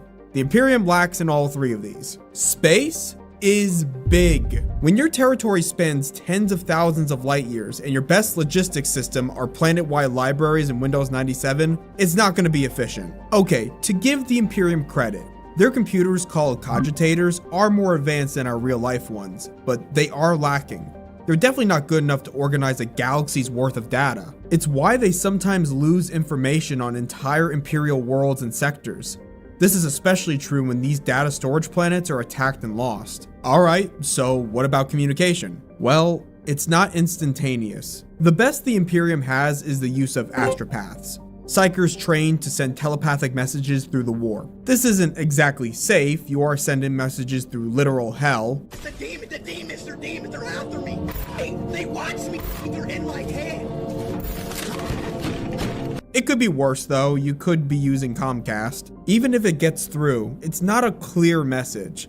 Think of it as like a jumble of symbols or a premonition in a dream. It can take weeks for the other astropath to fully decipher. If you sent a message out requesting help from an orc invasion, you just have to hope that the other side got your message, deemed your world useful enough to save, and that there were allies close enough that could actually help. Warp travel isn't great either. If a void ship's shields fail or a weak navigator can't handle the warp, it can either be instant death or their ship is overrun by demons. You better hope for instant death. The vital reinforcements needed to save a planet sometimes never arrive. If they manage to arrive at all, many times they're already too late. The world had been overrun months or even years beforehand. Additionally, ever since the fall of Cadia split the Imperium in half, one side can't see the Astronomicon anymore, which acts as a psychic lighthouse to make warp travel easier. For half the Imperium, warp travel has become even more deadly. And lastly, you might think of the Imperium's region of space like a large, solid territory, but really, it's closer to a fractured spider web. Their forces are not dispersed evenly, and pockets of Xenos and Chaos factions cut off supply lines that disconnect entire sections of Imperial space. The Imperium is barely holding itself together, and we haven't even touched the major threats yet. We know nothing about their language, their history, or what they look like, but we can assume this. They stand for everything we don't stand for. Despite these problems, the Imperium is still the top dog of the galaxy, just due to its sheer size. We're talking trillions upon trillions of humans at a minimum. If humanity only had to deal with one faction at a time, they could actually start winning. But that's not reality. Every time the Imperium pushes one threat back, another pops up somewhere else. Orc invasions, Drukhari raids, one of Abaddon's 50 crusades. It never stops. The Imperium is exhausted. The Imperium is like a massive beast being hunted, constantly wounded but never allowed to recover. And the worst part about this? Many of the Imperium's enemies aren't even at full strength yet. Chaos gets stronger every day. Necrons haven't fully woken up yet. The Leagues of Votan are still missing half of their model range. All of them still have room to grow. Meanwhile, the Imperium of Man is already stretched to its limit, struggling to keep external enemies at bay. But that leaves the Imperium open for far more insidious threats to fester. It's almost like we have an imposter among us. You sussy baka. The Imperium of Man's greatest threats aren't external, it's the internal ones that accelerate its doom, slipping between cracks in the Imperium's defenses to weaken them from the inside. Gene stealer cults infiltrate entire planets in the bowels of hive cities, blending into society, planning for generations. By the time anyone realizes it, they have brethren in the Imperial Guard that shut off the planet's defenses and signal Tyranid hive fleets to arrive, handing them the world on a silver platter. Chaos cults exist in nearly every hive city, spreading the influence of the ruinous powers and giving them further strength against humanity. Rebellions, gang wars, political instability, all draining resources from within. Then there are the Tau, who trick Imperial worlds into joining the Tau Empire by giving them a higher standard of living, free dental care, and a 401k. Okay, fine, I'll admit I'm spreading Tau propaganda, but don't pretend like you would choose living in the Imperium over the Tau Empire. Come on now. Anyway, the Inquisition tries to deal with these internal threats, but you have to remember the true scale of the Imperium. Each of these hive cities can have hundreds of billions of people, with multiple hive cities for each planet. It's too large to police effectively, and in some cases, the best and only solution is exterminatus, to fully destroy a planet, a last resort to stop the spread of infection. Exterminatus is like the Imperium of Man cutting off a vital limb to save the body, but this is a heavy toll on an already exhausted and beaten down Imperium. With each exterminatus, the Imperium is weaker for the next catastrophe awaiting them. Also, if you've enjoyed this video so far, it would mean a lot if you subscribed. Thanks. We have technology.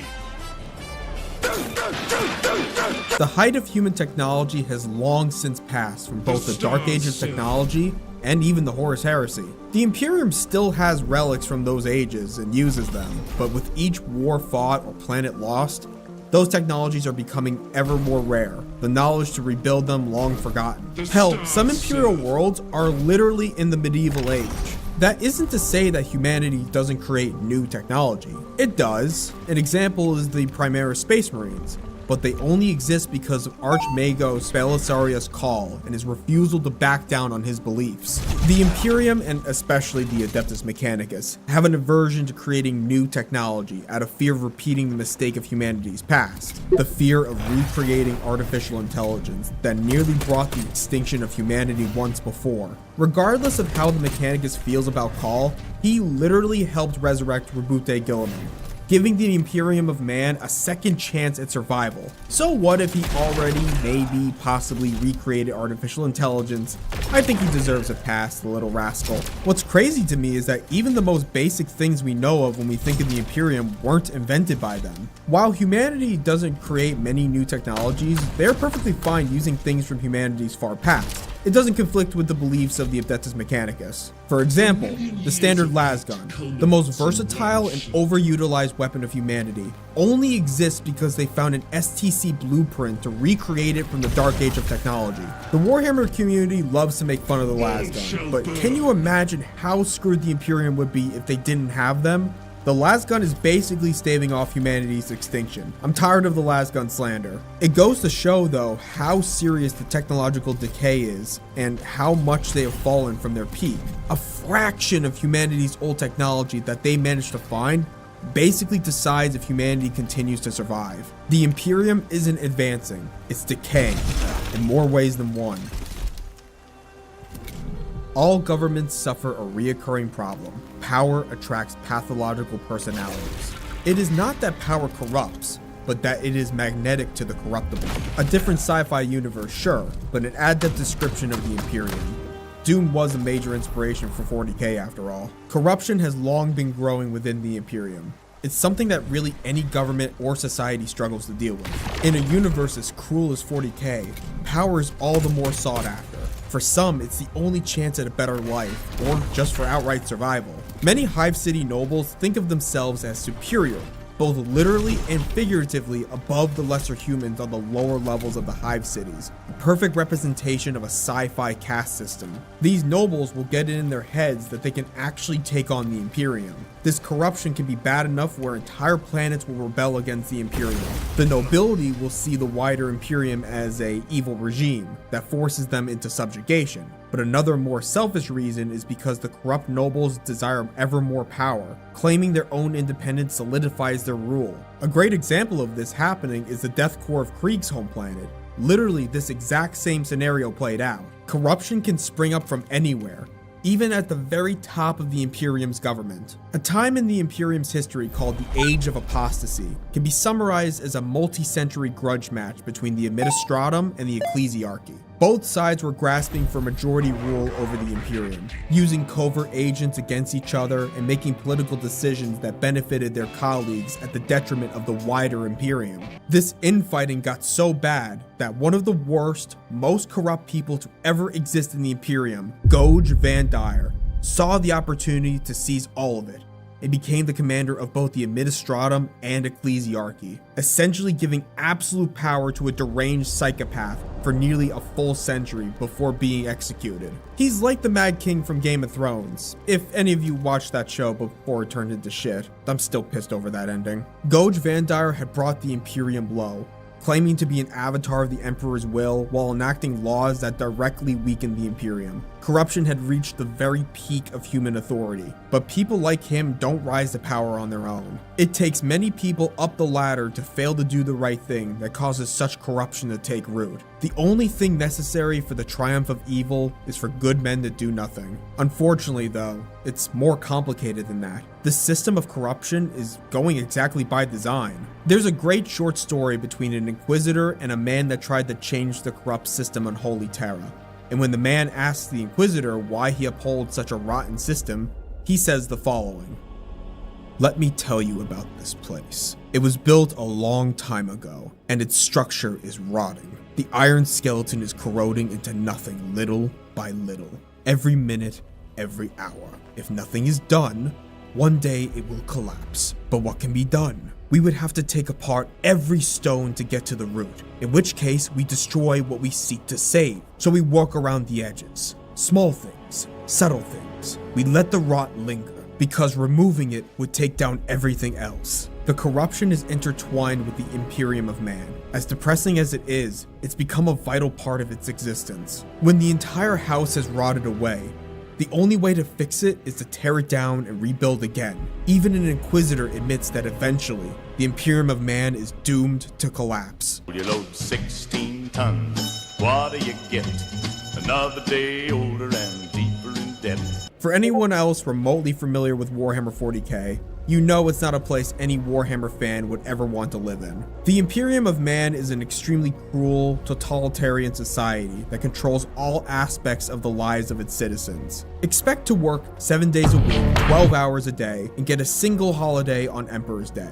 Now, I do concede that some of this perceived cruelty is necessary. They need the resources to continuously be pumped out 24/7 to keep up with war demand, but the work conditions and standard of living for the average citizen are beyond inhuman. Living in a small, confined hat block the size of a closet, working in an industrial factory that is about 50 levels below the nearest visible sunlight, eating food made from the recycled bodies of dead humans. You can imagine that living your entire life under such conditions can breed resentment for the Imperium. They lead bleak, short, and unfulfilling lives with no hope of a better future. Such work conditions don't breed loyalty. You either submit and resign yourself to that life, or the opposite. You would do anything to change your fate. This is why so many turn to the worship of chaos for answers, or join hive gangs to profit off of others, or it becomes the reason for a full planet-wide rebellion, each of these further weakening an already doomed Imperium. Even those that stick to their jobs will make fatal errors due to the miserable working conditions. Here's an example. At the start of the book 15 Hours, we get a glimpse into the life of a records clerk whose entire job is basically listening to hundreds of thousands of coordinate numbers every day and inputting it into a computer. He suddenly realizes that one of the sets of coordinates he typed in before might have been incorrect, that he might have made a mistake, but instead of trying to fix it, he thinks to himself, after all, it hardly really mattered whether or not he made a mistake. He had long ago realized his labors, like his life, were of no importance, and in the end, they were only numbers. They never even bothered to tell him what all those coordinates meant. Well, that single mistake ends up sending a newly trained Imperial Guard unit that was meant to go to an easy starter planet, but were instead sent to a war-torn hellhole that promptly killed nearly all 500 of them. A tragedy that unfortunately happens hundreds of times over every day in the Imperium. Their society's heavy reliance on fear and faith keeps people in line, but the day-to-day toils of a system that clearly doesn't care about you, that strips you of your hope, your reason to be alive, a perfect breeding ground is created for the ruinous powers to snake their way into human society. The Imperium of Man not only fails itself, but it fails the very people that it was meant to protect. If somehow all of these prior problems were fixed, even then, there is one central issue the Imperium of Man can never escape that signals their downfall: their reliance on the Emperor of Mankind. Earlier, I mentioned the Astronomicon, that psychic lighthouse thing. Well, that's powered by the Emperor of Mankind, who's interred on the Golden Throne.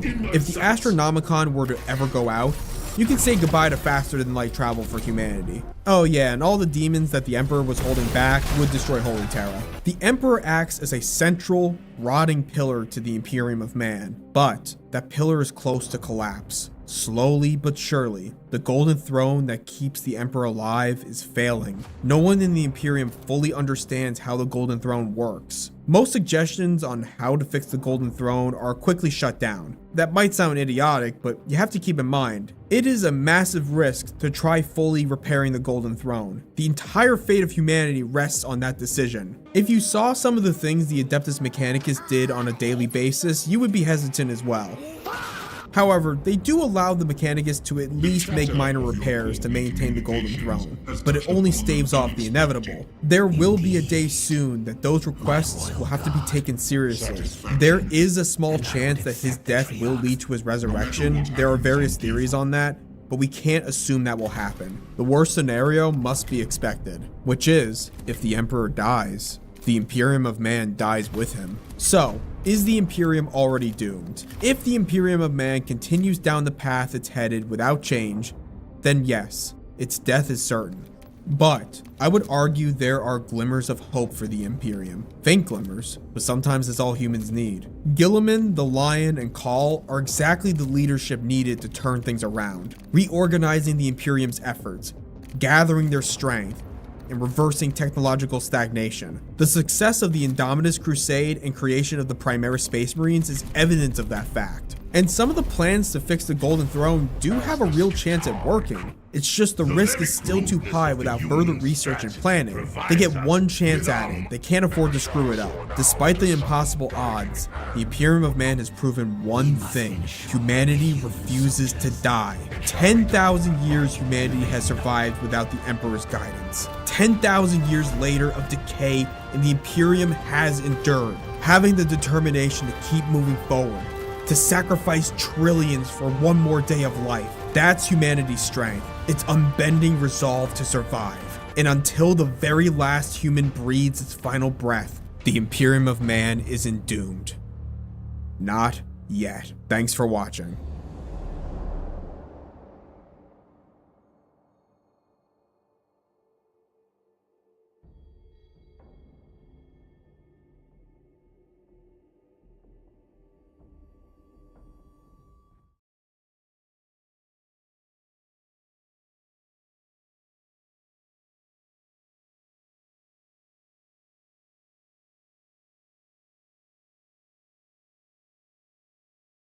In the grim darkness of the far future, the factions of Warhammer 40,000 have been in a deadlock for as long as we can remember.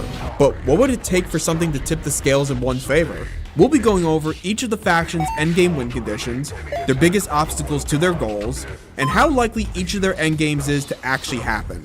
We'll start with the youngest faction. For the greater good. The Tau are often seen as the underdogs of the setting, but they're actually one of the most dangerous factions in the long run. You see, while the Tau lack the numbers and are fairly naive compared to the other races, they are very intelligent and are one of the only factions that are completely unified in their goal, the greater good. Okay, mostly unified, alright?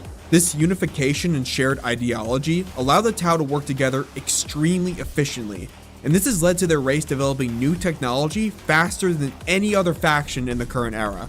In just 6,000 years, the Tau went from the Stone Age to a spacefaring empire.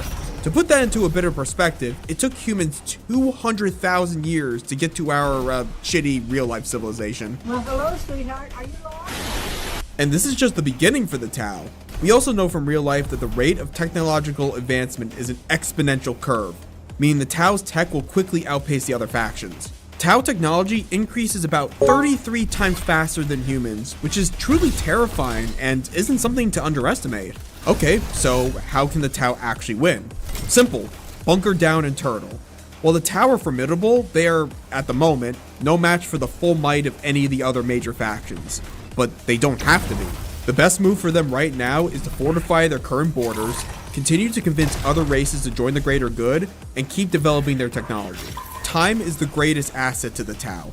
If they are given a few hundred or even another 1,000 years, They could very well start approaching the power of humanity during the dark age of technology, and if that happens, it's game over for everyone else. I would say though the likeliness for them to reach their endgame will be set to not likely. And the reason for this is because the Tau have 2 hard counters. If either of the next 2 factions get to their endgames first, then the Tau have no chance of surviving. The Tyranids' entire goal is pretty simple, to devour the galaxy of all life. Now, while that is their reason for invading the Milky Way galaxy, the Tyranids are much more cold and calculating than they first appear. The ground troops might be mindless, but the Tyranid hive minds are a completely different story. They think with logistics in mind. The Milky Way galaxy for us is the main setting, but for the Tyranids, our galaxy could simply be a stepping stone to dozens of other galaxies that they are planning to invade simultaneously. The core objective from the hive mind's perspective is not just to take over the galaxy, but to have gained more biomass than what they have lost during every battle. We've witnessed that Tyranids will outright ignore Necron planets or ones with no life on it. If the Tyranids continue to get pushed back and lose more biomass than they gain on a grand scale, 2 things can happen.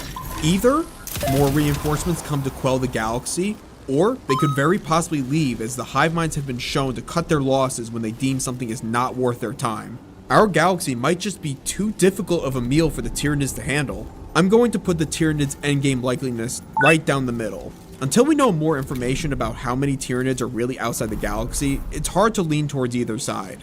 Now, there are 2 factions that the Tyranids hate, the first being Chaos.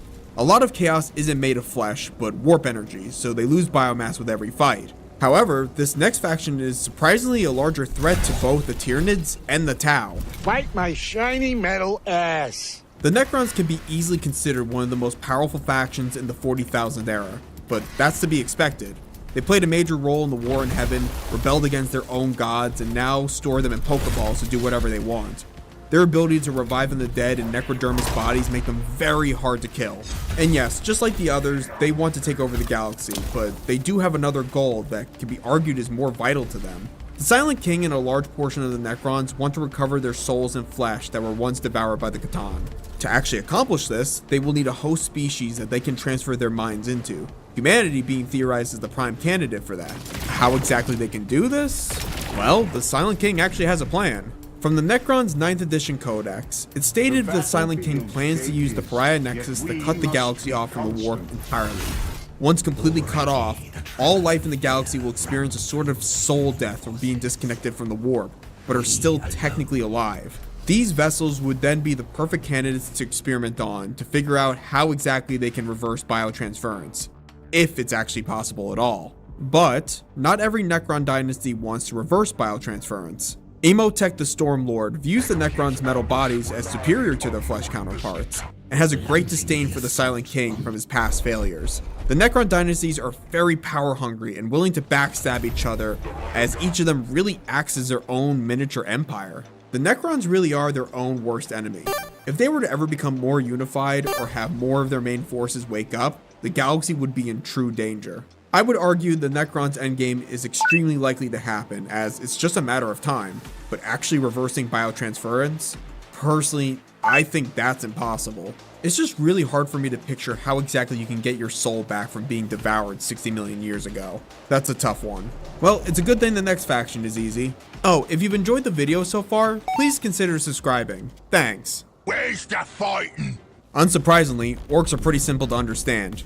They want to crump or fight. With the tagline of the setting literally being "there is only war," honestly, the orcs don't have any long-term goals than just enjoying the fight in front of them. The orcs have already won, they're having a blast. Okay, but really though, what does their endgame look like? Orcs like fighting, but they want larger, ever more challenging battles until they reach a breaking point. That's why WAs form after all. Now, what I'm about to say might sound counterintuitive, but stay with me. The endgame for orcs can only happen when every other faction's endgames have activated, or simply put, when every faction is at its most powerful. You see, the modern orcs of 40k are actually an extremely weak version of their ancestors, the Krork. Colossal, hyper-intelligent, and much stronger, they were able to handle the worst the War in Heaven had to throw at them. Orcs grow stronger or weaker depending on the scale of the conflict, and if every other race becomes stronger, so will the orcs. Because of that, the likeliness of their endgame coming online is 100%. Warhammer's conflicts will get worse, that's a guarantee, it just depends how long it takes to get there. Currently the orcs are kept in check by the Imperium and a few other factions, but you can't be rid of them completely, they act more as pests. And just like with pests, if you let an infestation grow out of control, it might become too late to stop it. This next faction knows that all too well. Alright, listen to me, you knife-eared piece of shit! The Eldar are in a pretty bad state in the 41st millennium. Once they were the top dogs of the galaxy until their hubris brought the birth of Slaanesh. On top of their low birth rates and being under the constant shadow of Slaanesh, the Eldar are in danger of becoming extinct. Their endgame is to kill Slaanesh, free the trillions of Eldar souls that were consumed, and in so doing, allow those souls to be reincarnated to bring back the might of the Empire. But to kill a Chaos God, how? Enter Unid, the Eldar's god of the dead. While they haven't fully manifested yet, it is hypothesized that if Unid grows strong enough, they will fulfill their destiny of finally killing Slaanesh. There are two ways that this can happen. The first method requires the remainder of the Eldar race to be sacrificed and put their souls into the Infinity Circuits to give Unid enough strength to form, which, you know, is not ideal. The second method rests on the Ynnari, led by Yvraine, the emissary of Unid.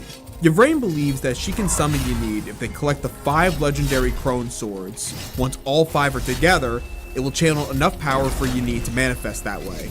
To top it off, they already have 4 of them, and they know the location of the last one. Sounds easy, just grab it, right? Can't be that bad. Where is the last one anyway?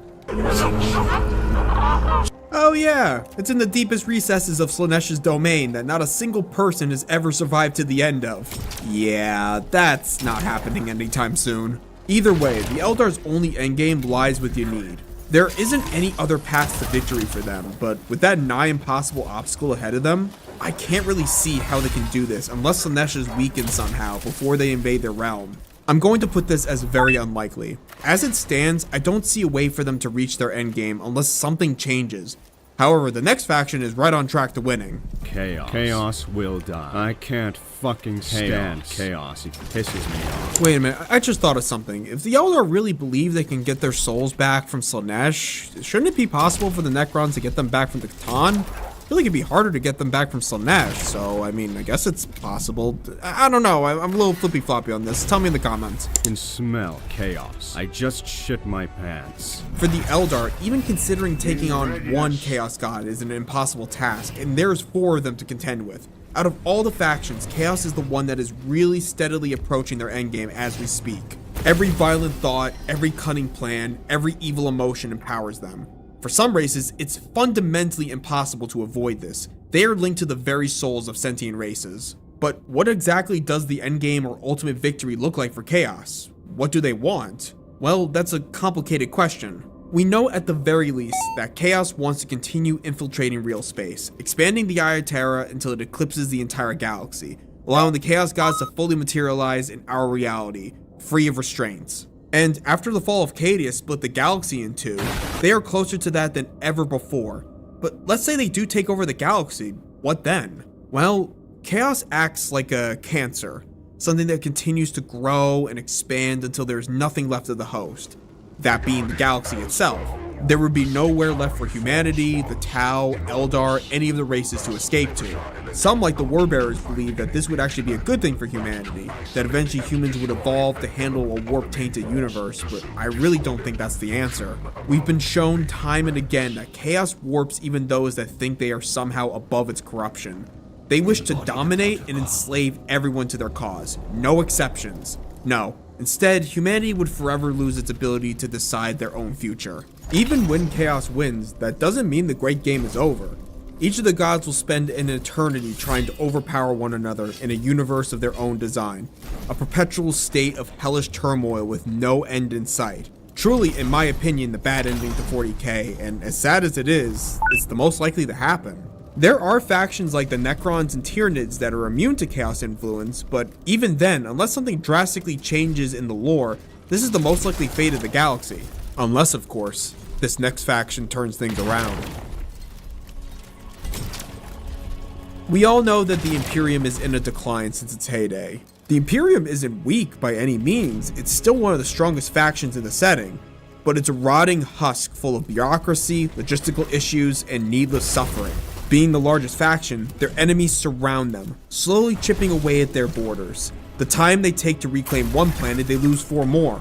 So, this begs the question, is there any way for the Imperium to truly win, to reclaim the galaxy for themselves? Well, yes, there is. While the Imperium has many problems to deal with, there is one impossible task that is the primary reason for its current downfall and probable extinction, and that's chaos. They fundamentally cannot be rid of it on their own. The only way for the Imperium to have a chance of surviving or even winning the great game is through the Emperor of Mankind's resurrection. Now, what do I mean by resurrection? Well, the books and lore have hinted at several different paths that could be taken for the Emperor of Mankind to return, but I'm going to go over the one I believe gives the Imperium both the best chance to win and what I think will become the most likely path. With the daily sacrifice of thousands of psychic humans and trillions that worship him as a god already, doesn't that sound exactly like the recipe to creating a new chaos god? It's a very real possibility, as we've seen that anyone that interacts with the Emperor of Mankind on the Golden Throne realizes that he has become something else entirely. He heard all these at once. He did not hear them at all. The Emperor spoke and did not speak. The very idea of words seemed ridiculous. The concept of them, a grievous harm against the equilibrium of time and being. Such power made Lyriel's mind reel, and for a moment her contempt for the creatures of terror wavered. The mind of the Emperor was a mountain in a surging madness of the other sea, blinding in its brilliance. It's been theorized that on the Emperor's death, all the souls he's consumed, and with worshippers across all planets, that a god will be born, but not one of evil, but one for humanity, the Anathema, as he is so called by the other gods. With his newfound powers and freedom from the Golden Throne, I don't think it's a stretch to say that in this new form, he could continue to keep the Astronomicon going, and can even close the webway portal that Chaos has been trying to use to invade Holy Terra these past millennia. To go a step further with this, the Emperor in his new form could finally continue building his webway project, to give humanity the final answer to defeating Chaos by separating themselves from the warp's influence. With humanity no longer giving Chaos its power, this would heavily weaken them for the Emperor to deal the killing blow, ending Chaos's reign over the galaxy. This assumes, of course, that everything actually goes to plan. It's speculation on top of speculation, and there are a million different ways that this could go badly. He could become evil during all this, or the fact that GW very recently added lore that makes it seem like resurrecting the Emperor is a bad idea, but I don't know, it's worded really weirdly. I'm not a fan of it. But how likely is it for the Imperium to actually reach an endgame state and make it out the other side as a victor? I would say with full confidence, yeah, no, they have no chance. I mean, come on, when Gilman woke up and saw what the Imperium had become, he wanted to give up. That's how bad the situation is. The Imperium has 1,000,001 other problems that they have to deal with first before they can even consider resurrecting the Emperor. But yeah, anyway, let me know your thoughts and if you have some interesting theories as well. If you had fun with my lore rambling, subscribe for more of my stupid opinions. Thanks for watching.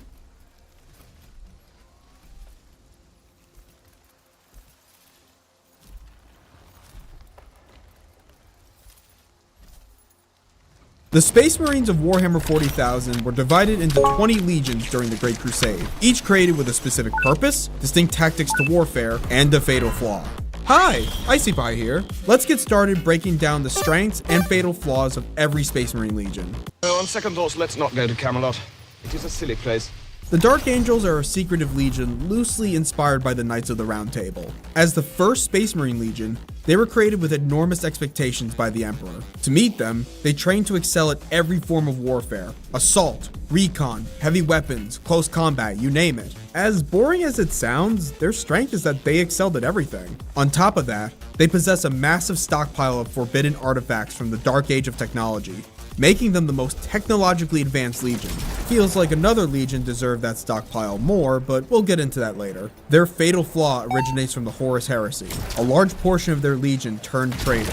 Dubbed the Fallen, the ensuing civil war from their betrayal led to the destruction of their homeworld, Caliban, through the use of a massive warp storm that shattered the planet, but also created an escape for the remaining Fallen to flee into. Since then, the Dark Angels have become obsessed with hunting the Fallen in total secrecy, an obsession so consuming that it often overrides their duty to the Imperium itself.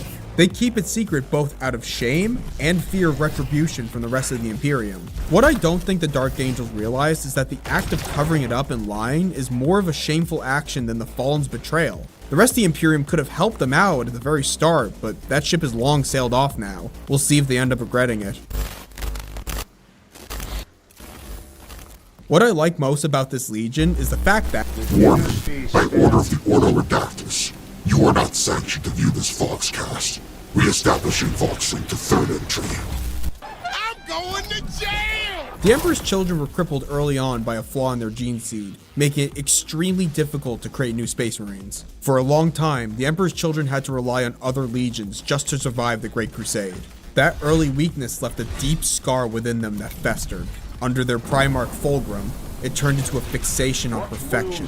Perfection in tactics, discipline, swordsmanship, to be the absolute best in everything they tried. No room for error. Their strength was that this obsession over perfection pushed them to become some of the finest and most elite warriors in the entire Imperium. However, that same obsession was also their fatal flaw. Perfection is an impossible goal, a mountain you can never truly climb, a lesson I think we all need to hear every so often. Well, the Emperor's children chased it anyway, which became the crack in their armor that Slaanesh needed to whisper their temptations. Their pursuit of perfection twisted into an obscene excess of pain and pushing their senses to the limits. Their fall to chaos turned the Emperor's children into the monsters of indulgence and sadistic suffering we see in the 41st millennium. As hard as it is to believe, they got off easy compared to some of the other legions we will get into later. Honorable battle, brother. May I have some bolts? No. The Iron Warriors were the Emperor's masters of siege warfare. They were the ones the Emperor relied on when a fortress, hive city, or world had to be broken. With a more focused training from the Mechanicum compared to most other legions, and the brutal leadership of their Primarch, Perturabo, they became experts at grinding wars of attrition. Yes, their main strength is siege warfare, but the reason they are so good at it is how determined they are once they have an objective. Siege warfare, even in real life, is some of the most difficult challenges to exist in war.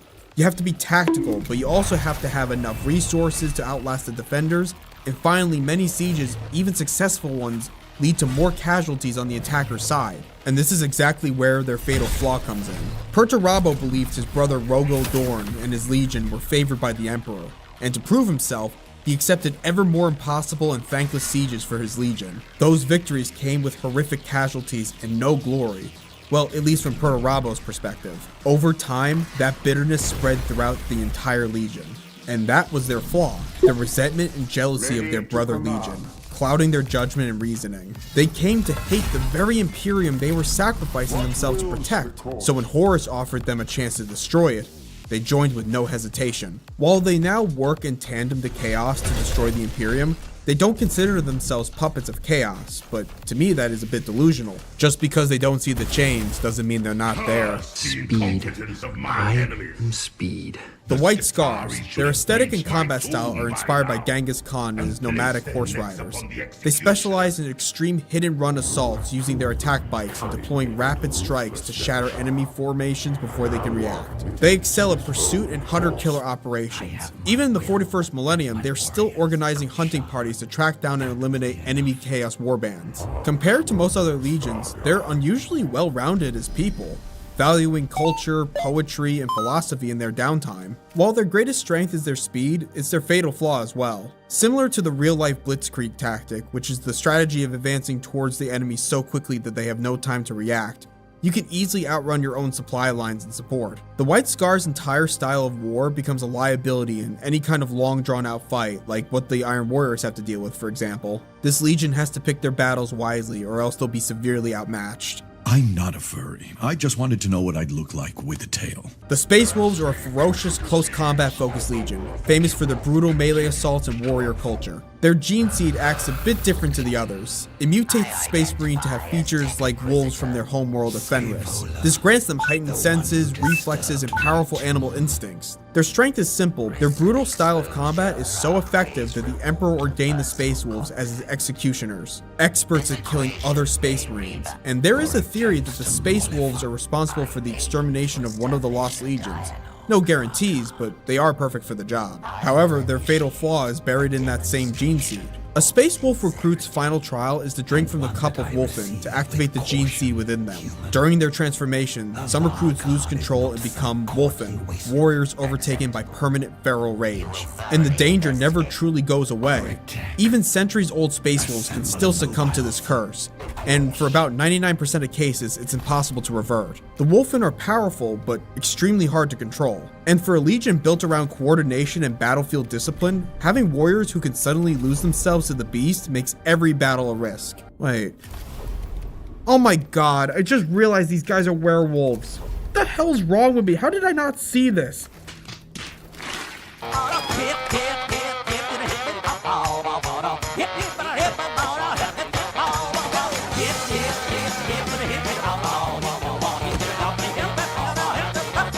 The Imperial Fists are experts at fortification and defense. They built the defenses of the Imperial Palace itself and excel at holding ground, enduring sieges, and turning any position into an unbreakable defense. In many ways, they are the other side of the coin to the Iron Warriors. While that takes care of their strength, their fatal flaw is their obsession with failure. Rogel Dorn and his legion carry crushing guilt over every mistake, especially after the Siege of Terra. They hold themselves to impossible standards, becoming rigid, stubborn, and increasingly unwilling to compromise or adapt. Hell, they even have tiers to this behavior. Some even punish themselves through extreme methods for a single mistake, like the infamous pain glove that activates all the pain receptors on their body. This is a fine line that the Imperial Fist walks, as the obsession of failure is just another way to say you have an obsession over perfection, like what led to the Emperor's children falling to chaos. This is just a guess, but I imagine the difference is that the Emperor's children's perfection is a selfish desire, while the Imperial Fist is more of a selfless one. But hey, that's just a theory. I miss Mad Pat. Well, I stabbed him 37 times in the chest. Carl, that kills people! The Night Lords are a legion of serial killers that utilize terror tactics to suppress their enemies. They use fear, torture, and public brutality to break entire populations into submission. They leave flayed bodies in the streets, broadcast the screams of victims over the Vox channels, and wait in the shadows for the right moment to rend the flesh of the innocent. On the battlefield, they specialize in fast, close-range assaults using jump packs and lightning claws, striking from darkness before their enemies know where they are. Their greatest strength is psychological warfare, as we've discussed, but their fatal flaw actually makes a lot of sense if you think about it. Just like many real-life serial killers, the Night Lords target victims that they know can't fight back or match their strength. They aren't a legion that can handle a long, drawn-out fight or an open battlefield against an equal opponent. Choosing such weak civilians to kill, honestly, it's cowardly, and it doesn't challenge them. A Space Marine is meant to rise to the challenge, not falter at its knees. Dracula don't suck. Dracula scrape with his fangs and lick up the blood, like this. The Blood Angels fight as elite close assault shock troops, but unlike the Night Lords, they are revered across the Imperium as divine saviors. Their strengths are both to inspire hope for the Imperium, and on the battlefield, they are devastating melee specialists, exemplified by their unit of Sanguinary Guard wielding ancient relic blades, some of these blades spanning all the way back to the Horus Heresy. But beneath that golden image lies two genetic flaws or curses. The first is the Red Thirst, a battle frenzy that drives some Blood Angels to lose control and crave the blood of their enemies, but this only happens temporarily. They're basically vampires, which I've known about this for years. I don't know why the Space Wolves never clicked for me. Anyway, the second flaw is far worse. After Sanguinius was slain by Horus, a psychic scar spread throughout the Legion. Known as the Black Rage, it causes warriors to relive their Primarch's final moments again and again until their minds finally break. Those who succumb to it are placed into the Death Companies, units sent to die in one last battle in an uncontrollable death frenzy. The Blood Angels may look divine, but their legacy is built on a curse that they can never truly escape. Well, actually, the Lamenters chapter temporarily solved it, but it came back. Those guys are magnets for bad luck, though. Oh, if you've enjoyed the video so far, please consider subscribing. Thanks. On the moment I understood the weakness of my flesh, it disgusted me. The Iron Hands are cold, logic-driven cyborg warriors who believe weakness must be purged from both body and mind. Rings a bit of a bell, doesn't it? Their strength lies in their specialization of using devastating heavy weapons, armored vehicles, and dreadnoughts. Man, do I love dreadnoughts. The Iron Hands also possess the largest stockpile of weapons from the Dark Age of technology. Oh, whoops, my bad, that's the Dark Angels. Of course, their Primarch's alive, they get 50 models, why don't we just lump that in as well, why not? Sorry, my bias is showing a bit. Anyway, the Iron Hands do have a decent amount of tech from the Dark Age of technology, much of it coming from their homeworld of Medusa, and some of it from the Adeptus Mechanicus. A lot of their advantages come from the backing of the Adeptus Mechanicus, who out of all the legions they share the closest bond to due to sharing the same ideologies and fascination with technology. But for all their power, the Iron Hands are a good contender for the most flawed legion. After the death of their Primarch Ferrus Manus during the Horus Heresy, the legion turned to self-loathing to cope. They blamed themselves, their allies, and even Ferrus himself for their failure. Instead of learning from his teachings, they rejected them, choosing emotional suppression and cybernetic perfection as a way to never fail again. Their flaw is that they hate themselves. Oh man, getting a little too real, am I right? In their attempt to erase weakness through machinery and cold logic, the Iron Hands are chasing the same impossible ideal of perfection that once doomed the Emperor's children. I know I'm bringing the Emperor's children up a lot, but it shows you how close some of these legions were to falling down the same path. These legions aren't as different as they want to believe.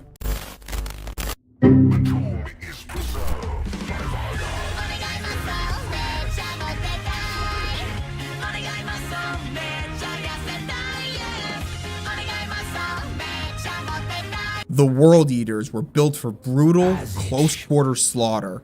Only the most violent recruits were accepted into their ranks, and while their legion fielded powerful mechanized support, it existed mainly to just get the World Eaters close enough to get right into close combat. Their savagery escalated when their Primarch, Angron, was found. Angron was once a gladiatorial slave that had the butcher's nails forcibly implanted to alter his brain. These implants reward killing and punish hesitation with unbearable pain, but it also boosted the user's fighting skills and strength. Angron had this technology replicated throughout his legion. The result was a force of unstoppable savage troops, driven to fight harder and more violently than any other legion, which became their ultimate strength. The implant has many problems though, which leads into the legion's flaw. The butcher's nails erase discipline, strategy, and reason. Core concepts to a fully functioning legion. It leaves only rage and the drive to kill. Combined with Angron's hatred of the Emperor, the legion was perfectly primed to fall to Khorne. The World Eaters now exist only as frenzied warbands, fighting forever to spill blood in their blood god's name. Hi everyone, Kevin here. Today we are going to learn how to use Microsoft Excel in just 15 minutes.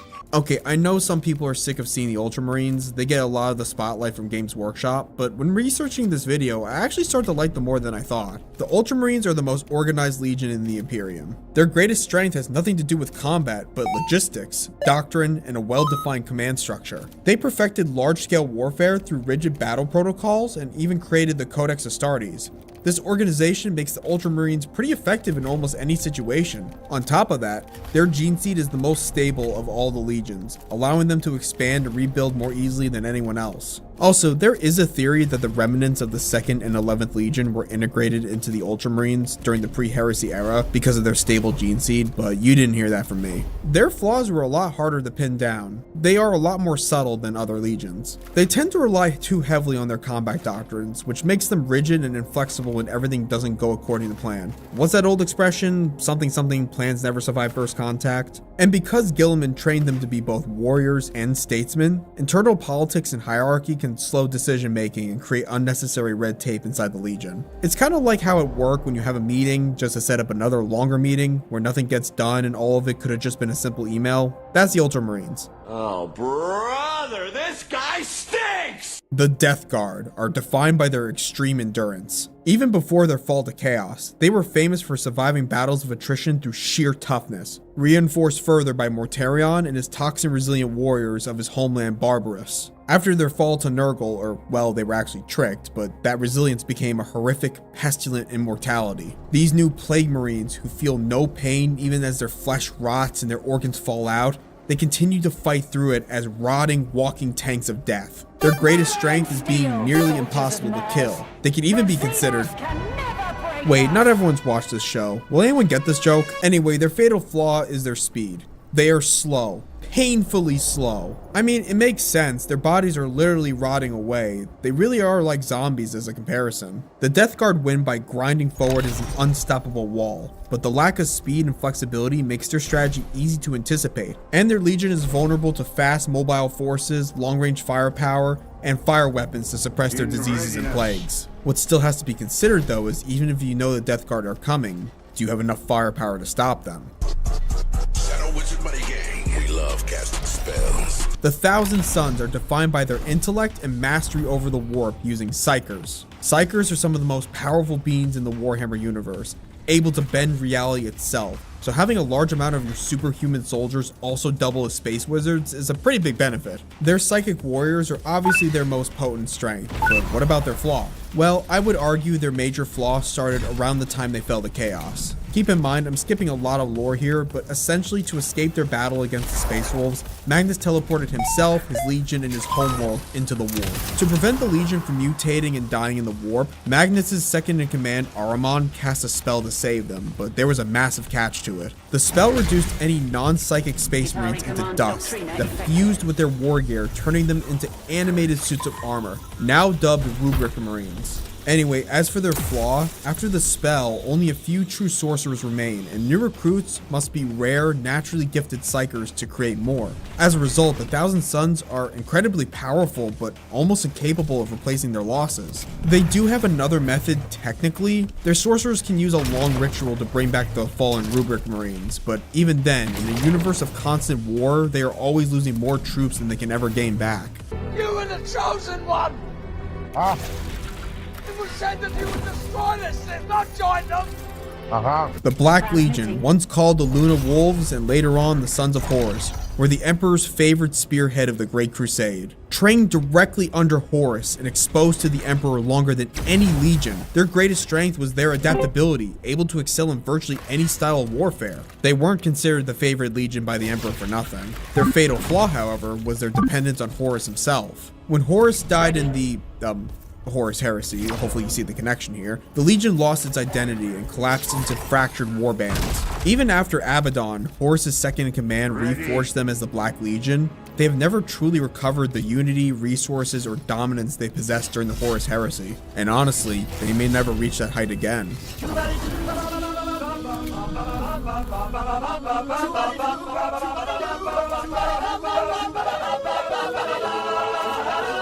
The Word Bearers are defined by their absolute devotion. At first, that faith was placed in the Emperor, believing him to be a god, but he rejected their worship and punished them instead. The Emperor really hated religion and didn't want anyone thinking he was a god, but he also showed up everywhere looking like this, so I mean, I can't completely blame the Word Bearers. Moving on, Lorgar and his Legion looked for other gods that were worthy of their worship, and they found that in the gods of chaos. Their greatest strength came from their religious zeal and their ability to spread that religion to others, forming cults and corrupting worlds across the Imperium under the same doctrine. Their fatal flaw, however, is that blind faith. They cannot stand on their own without something to worship. This was the problem the Emperor was trying to fix in humanity from his point of view. The Word Bearers place all meaning and identity in higher powers, and without their religion, they have nothing, placing it in gods that 100% don't have their best interests. I want to poop the snoot! The Salamanders are known as the most compassionate of the Space Marine legions. They actively protect civilians, maintain bonds with their mortal families, and fight with a strong sense of responsibility towards regular humans. On the battlefield, their major strengths lie in close-range firepower using primarily flamers and melta-weapons. Not only that, but many in their legion have exceptional craftsmanship, producing some of the finest weapons and armor in the Imperium. They have a lot of positive traits. It's why people like them so much, and honestly so do I, but that doesn't mean they don't have faults. Their reliance on short-range weaponry limits their effectiveness in long-distance engagements, and their willingness to sacrifice Space Marines to save civilian lives often puts their legion at a strategic disadvantage. The Imperium as a whole, and some of the less sentimental legions, would never accept this kind of trade. I'm Batman. I live in the shadows. Justice. The Raven Guard are the Imperium's reconnaissance and guerrilla warfare specialists. Their greatest strengths lie in stealth, assassination, and urban combat. They hide in the shadows and utilize precision strikes to their target rather than brute force. Now, they might sound pretty similar to the Night Lords by that description, but they do have their differences. For example, the Raven Guard's favorite melee weapon is the lightning claws. Okay, wait, they are pretty similar to the Night Lords. But okay, look, they don't skim people, alright? That's the important difference here. Their fatal flaw lies in their gene seed. After the Dropside Massacre, their Primarch, Corvus Corax, attempted to rapidly rebuild the Legion using experimental methods, which severely damaged their genetic stability. There were already problems with their gene seed to begin with. Low survival rates, limited gene stock, malfunctioning organs. They even have a baked-in hereditary depression. I mean, come on, give these guys a break. Man, that was a lot. I'm glad this next Legion is easy to explain, right? It was all a ruse, you pathetic little ant. For you see, I, the landlord, was the mastermind the entire time. Every single thing that's happened to you over the last 24 hours was orchestrated by me and my insane mind. The Alpha Legion's operations are purposely structured to be unreadable. They have secrets on top of misinformation on top of double agents. They might give a recruit relic armor and treat them as the commander when the actual leader is in the front lines itself in an ordinary squad. Adding to the confusion, the Legion was led by two Primarchs, Alfarius and Omegon, both unusually short for Primarchs and capable of blending in seamlessly to their own ranks. When one of the Alpha Legion's troops are questioned, they always give the same answer: I am Alfarius. One of the two Primarchs was supposedly killed, but honestly nobody is really sure which one died or if either of them died at all. It's not even certain if they truly betrayed the Imperium or not. They fight with chaos, but some of the things they do says otherwise. Their greatest strength is that nobody can predict them and prepare a good counter for them. Their fatal flaw though is linked to the same strength. In the 41st millennium, the Alpha Legion has fractured into countless independent warbands, each supposedly acting in service of some sort of vast hidden plan. But after 10,000 years of secrecy, it is entirely possible that some of these warbands no longer understand what the original plan even is. Whether this is deliberate or not is impossible to tell. To give a more practical flaw, the Alpha Legion is also poorly suited to open warfare. They're not built for large-scale battles and wouldn't do well against any of the other legions head-on. Anyway, I'm terrible at making outros. Why does Discord keep making garbage decisions? Goodbye.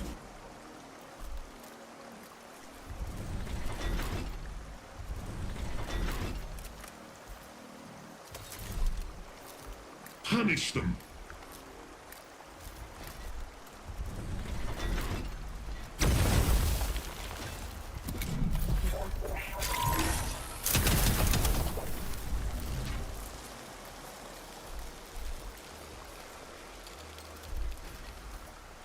40k is a pretty superstitious setting, from the religious fanatics of the Imperium to the religious fanatics of Chaos to the totally not religious but still fanatical factions of the Xenos. There is a lot of people who use terms that don't make complete sense in the modern day but are still pretty fun in this game. From the overuses of Latin to referring to genetic issues that are inherited from your parents as curses, the idea of gene seed curses is one of those things that I find myself gravitating towards and even thinking about quite a lot. Weirdly enough, they are all over the place. Some of them are called curses, but don't really do anything. Some people have multiple, like how the Blood Angels are just... okay, we'll get there. From some members of Dorn's lineage developing a catatonic locked-in syndrome and needing to be put away in the possibly forever box to fix it, to the Lamenters, just the Lamenters. I want to talk about the worst curses in the history of 40k Space Marines, bar none. This is my opinion, and if you don't agree with it, die. I'm not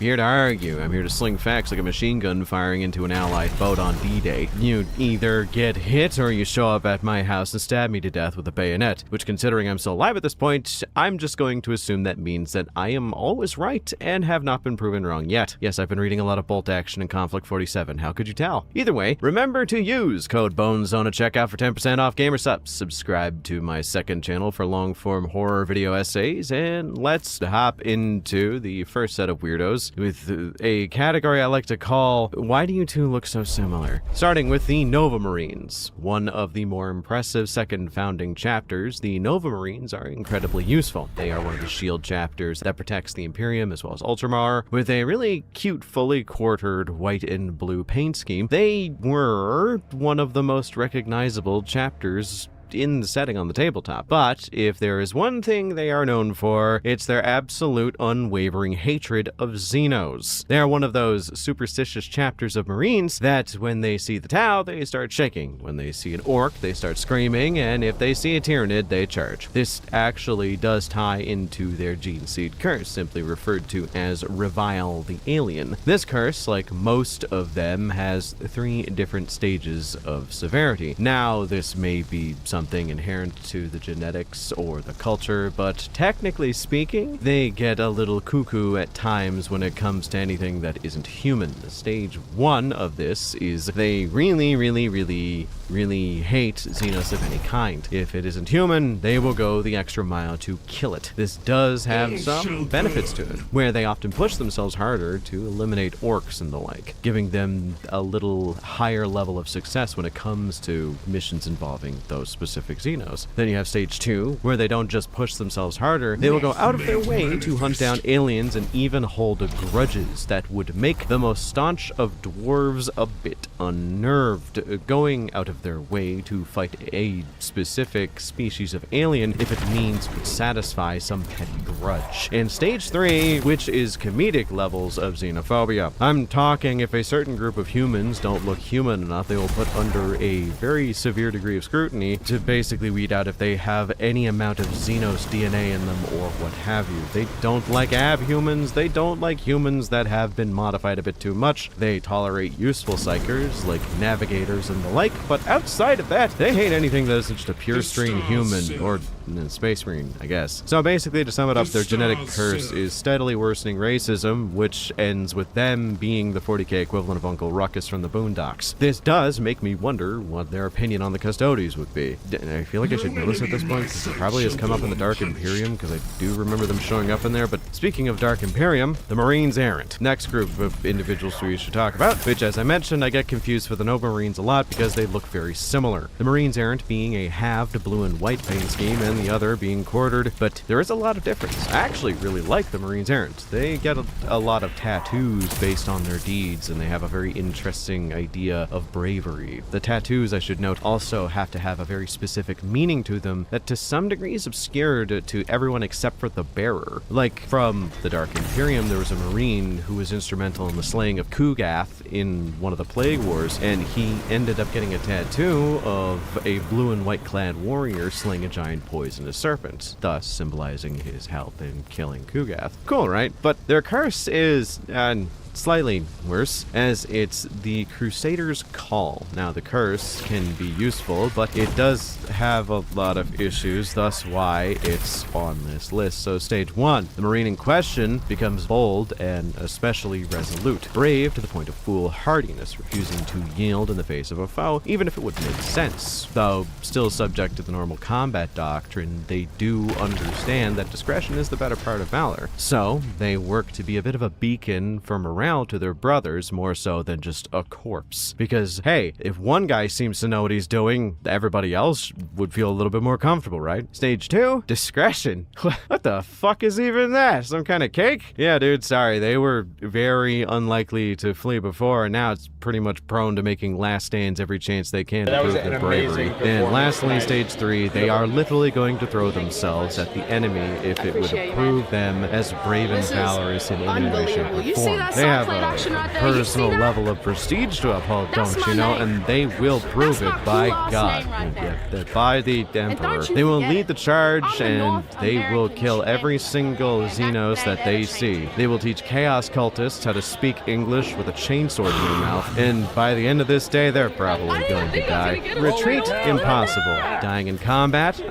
Very, very high possibility of that for those who reach the end stages of stage 3. Is it still kind of effective during any kind of warfare or engagement to boost up morale? Yeah, kind of. Bravery and stupidity are usually two sides of the same coin for 40k, so the idea of seeing your buddy, who's been around for quite some time, charge titties first into a horde of orc knobs with nothing but a combat knife and a bolt pistol will probably do something to the psychology of you and the majority of the Imperial Guardsmen around you. So, yeah, usually I just look at him and go, hey, he's either incredibly objectively crazy, or he knows something that we don't, so I might as well keep fighting if he's that relaxed and comfortable doing that, only to have him get shredded into hamburger meat and come flying back out in small rivulets of red and blue and white. But what do I know? I'm about to get eaten anyway. So let's get into what I can only describe as a chapter's curse that is not really a chapter's genetic curse. It's more just depression. Yeah, it's just depression. The Raptors are one of my favorite chapters of Marines, bar none. Fuck you if you think they are lame. I actually did play them for a little bit and ended up giving my Marines away to someone else who was wanting to get into the game, but that's besides the point. They are the ultimate in reasonable Marines. They change their camo to match the world they are on. They change their tactics depending on the situation, and for some reason they are all incredibly depressed. I mean, the planet blew up and they lost most of their old relics, so yeah, I guess there's that, but whatever. It probably is a mix of the Sable brand that comes from their parent chapter, the Raven Guard, and, you know, just PTSD from aforementioned planet blowing up. But their gene curse is referred to as grim determination. Now, you hear that and you think, oh, they must get really resolved to do things, but in a very sad way. No, not really. Determination is not the word that they should be using. It should be determinism. Basically, they assume that in a lot of cases, if not all of them, it's impossible for a person to change their fate. Their force of will alone cannot change the external factors that shape where their life is going, and thus with their curse, this sort of fatalism creeps in and intensifies over time. So stage 1 of this curse is literally just depression. They are constantly over-preparing, thinking that things always get worse, and they will not get better. Stage 2, they accept that no matter what happens, a Space Marine is going to die on the battlefield, so why does it matter if they push harder if it's all going to end up the same way? And stage 3, they just don't care anymore. They are full-on nihilistic fatalists. They believe that they are always seconds away from death no matter what, so why care about protecting yourself if there is nothing you can do about it anyway? This is one of the worst curses to have in the later stages, if you ask me. See, the early stages lead to them being better prepped, more so than most other Marines would be in this situation, especially for a chapter known for good preparation. So it tends to be a good thing, but in later stages it leads to them being so distracted or lacking in care about their own situation due to them focusing on their own misery that they actually end up putting themselves at risk, not being in cover well enough or not caring as much about giving their position away, subsequently putting the lives of their battle brothers at risk as well. It's a dangerous curse, but much like the Sable brand, you can live with it, and I would assume sometimes even cure it to some degree, though I don't know if they just have apothecary therapy guys to help. I don't know, man. I don't know what you would do.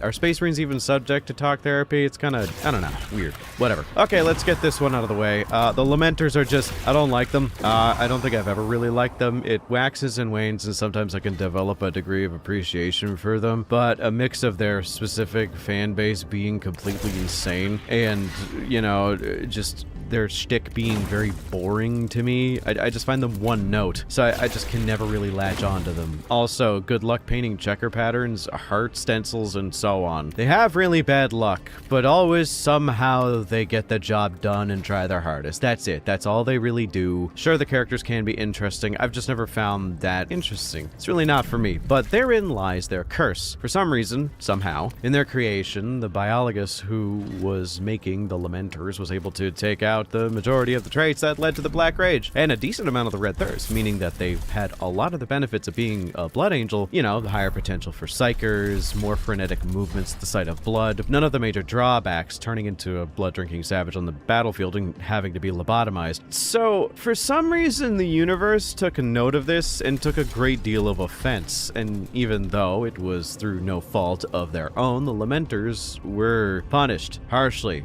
by reality. They were turned into an example by endless waves of bad luck. Now, I know people say, haha, bad luck, but what does that even mean? See, luck is something we ascribe after the fact. If there are two possibilities, one good, one bad, if the good one happens, well, that's good luck. If the bad one happens, it's bad luck, regardless of the percentages. That's just kind of how bad luck and good luck functions in our perception of reality. The way I see it with the Lamenters, how it works is if ever there's a chance for multiple outcomes in a set scenario, the worst one, or close to the worst one, out of the bunch will likely be the one that happens, as long as it's realistic. Like, yeah, sure, every single plasma gun shot that they fire theoretically could explode just because of a faulty valve, but that's not realistic. The reason they survive is because their endeavors as Space Marines tend to hedge their bets in their favor most times, so the worst outcome is usually not that bad, but when they risk anything, it usually means that the worst thing is going to happen. But they always end up coming out on top just because they're very accomplished Space Marines. They will still somehow accomplish their duties because of it. Like, even if the valve on their specific power armor that is responsible for venting heat is faulty and has gone without maintenance for a while, it ends up cracking and cooking the Marine alive a little bit. The Marine will still somehow be prepared enough to jury-rig it so that they can work a bit longer and take down a few enemies before they turn into a bowl full of soup inside their power armor. It's just basically they're Marines that could deny fate by sheer brute force. I think it is one of the worst ones to have, but the thing is, with the advent of the Primaris Marines, I feel like the Lamenters are just gonna sunset the Firstborn Gene Seed because, I mean, Primaris Marines already have all of the benefits that they had, except none of the drawbacks. You know, not as much in terms of Black Rage, not much in terms of the Red Thirst, to the point where it pissed off the Flesh Tearers, but regardless.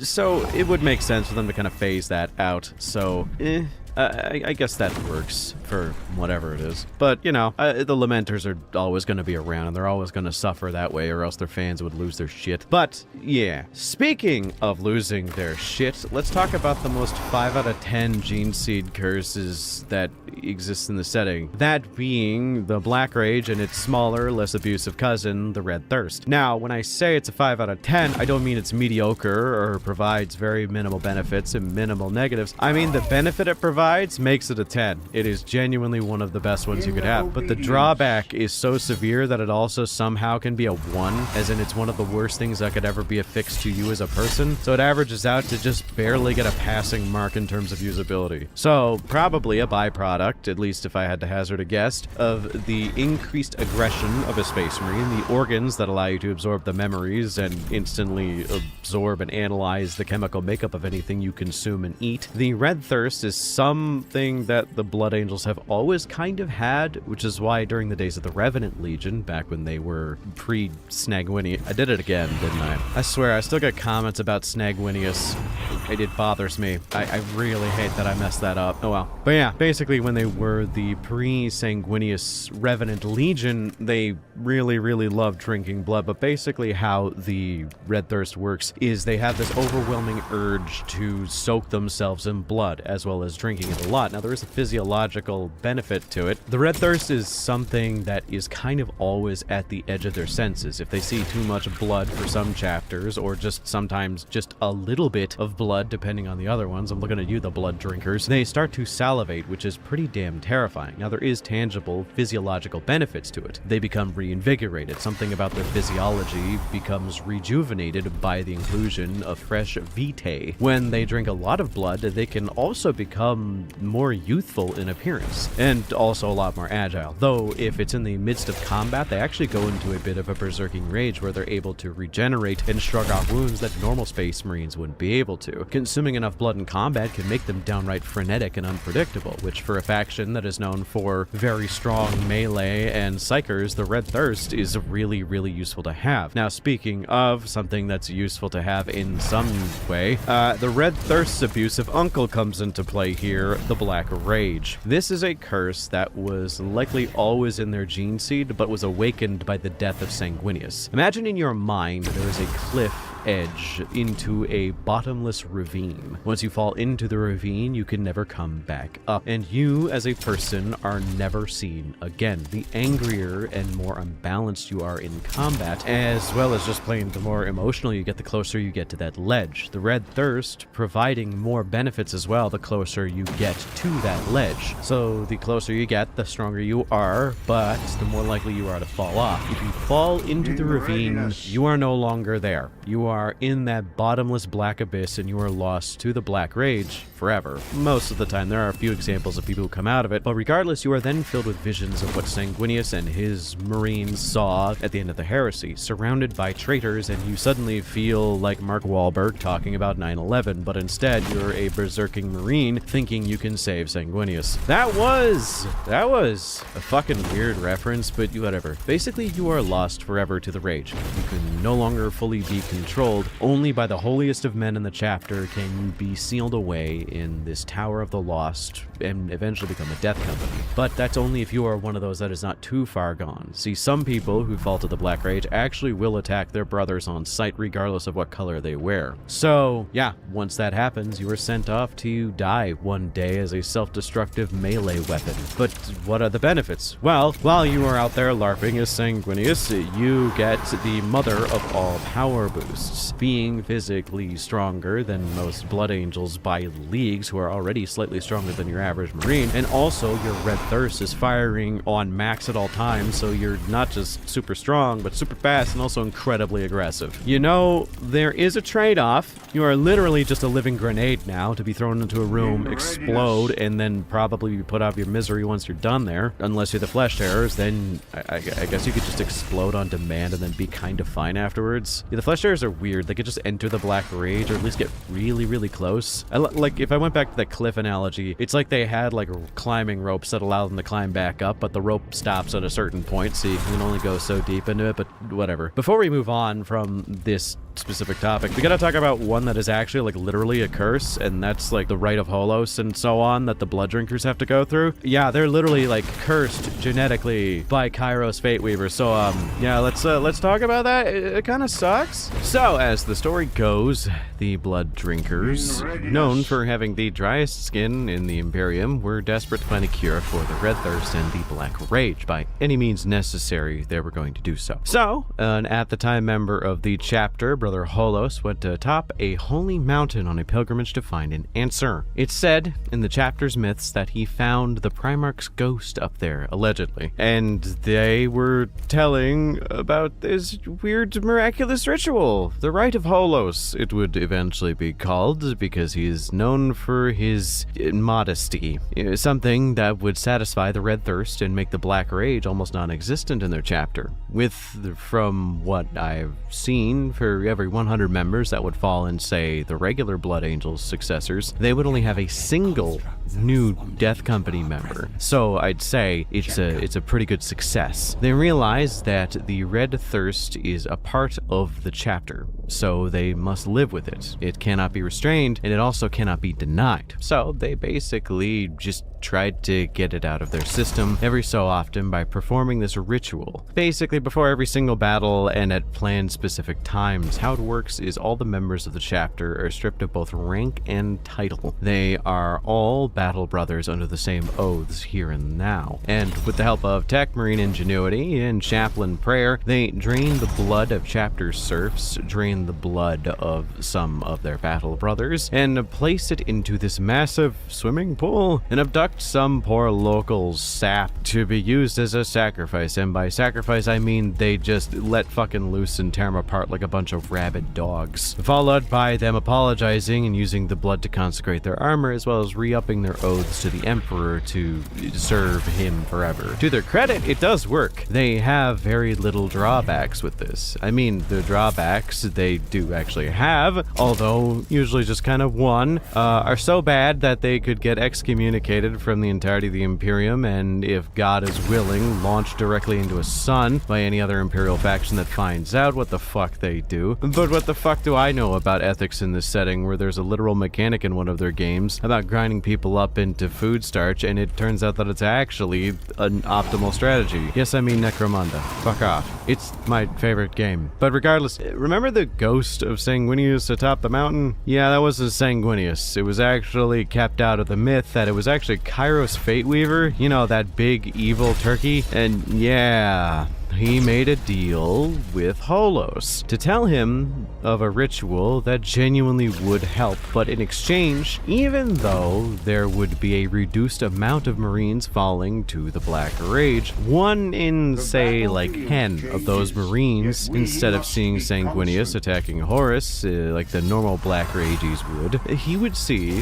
Holos talking to Kairos, and Kairos would then be able to see said Marine and spill the beans, basically damning the chapter at some point if one Marine basically says, yeah, you know what, I'm falling to Tzeentch. So all they need to do is have one guy of uneven temper that is likely to rebel, and boom, they're damned forever. To be fair, up to the modern times, as far as we know, they don't really have any records of anyone succumbing to the influence of the Tzeentchian demon, but whatever, it's only a matter of time, I guess. Okay, so, you've been waiting for this. What is the worst genetic curse in the setting? One that has absolutely no tangible benefits, only drawbacks, and genuinely makes me think that the chapter should just be recycled at this point and just restart from scratch. So, yeah, the excoriators are a thing. Hailing from the second founding, the excoriators are a pretty storied chapter, and they have one hell of a curse. I mean, guys, what if I told you that their main drawback is that they literally just shrivel up and die sometimes? That's kind of it. It's this weird curse known as Dorn's Darkness. This curse manifests early on as a bit of a tremor, maybe a shakiness, potentially just a little bit of muscle weakness, but then progresses into a full-on palsy, which then progresses into them basically just locking up and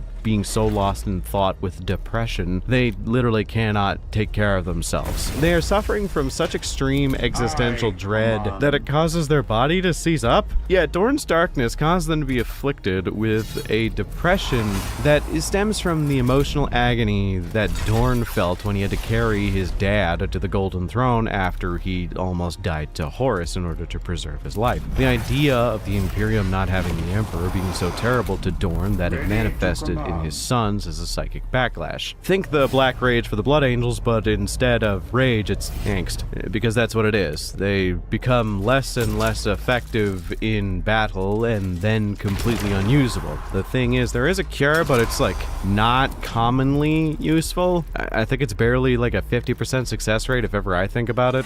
Basically, their Master of Sanctity puts them in a stasis casket specifically designed for this. It's nothing but pure darkness with no sound in or out. It's basically everything proof. The trick is to basically have said Marines stare in complete darkness to sort out their own feelings, I guess. Literally just sticking them in a box and saying, stop feeling so sad, forehead. Which I guess works because some Marines come out of it fine, and the rest just shrivel up and die, usually starving to death, but it works, I guess. They do have a bit of an increased sense of resolve to get the work of the Emperor done afterwards, but outside of that, there really isn't anything that improves in them. It's literally just they develop a really bad sense of locked-in syndrome and then mostly die or get better at some point. It's the shittiest end of the stick, to be honest. I doubt you could argue it, because at least with a lot of the other genetic curses that we've been talking about, they have some kind of benefit. Hell, even the Lamenters have a bunch of shitty fans. Though, I will also state, shout out to one of my favorite ones that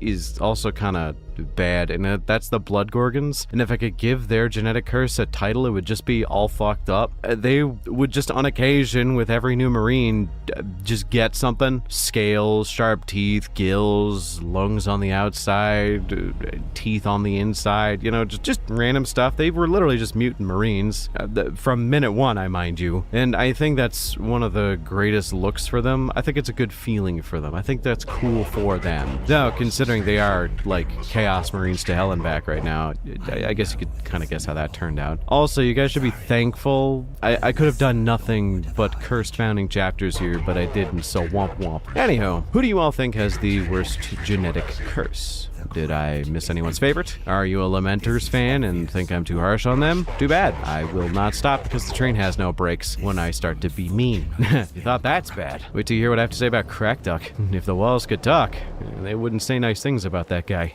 Anywho, remember to comment what curses you like most. And also remember to like and subscribe, as it helps the channel out. Special thanks to my channel members for supporting this channel. With your continued help, I can survive this rough time of year and get back on my feet. Fun fact, January is like the worst time of year for YouTube, so having you guys here means I can continue to do what I love to do and pay all the people that need to be paid. Thank you all once again for watching. Until next time, I hope you all have a wonderful night.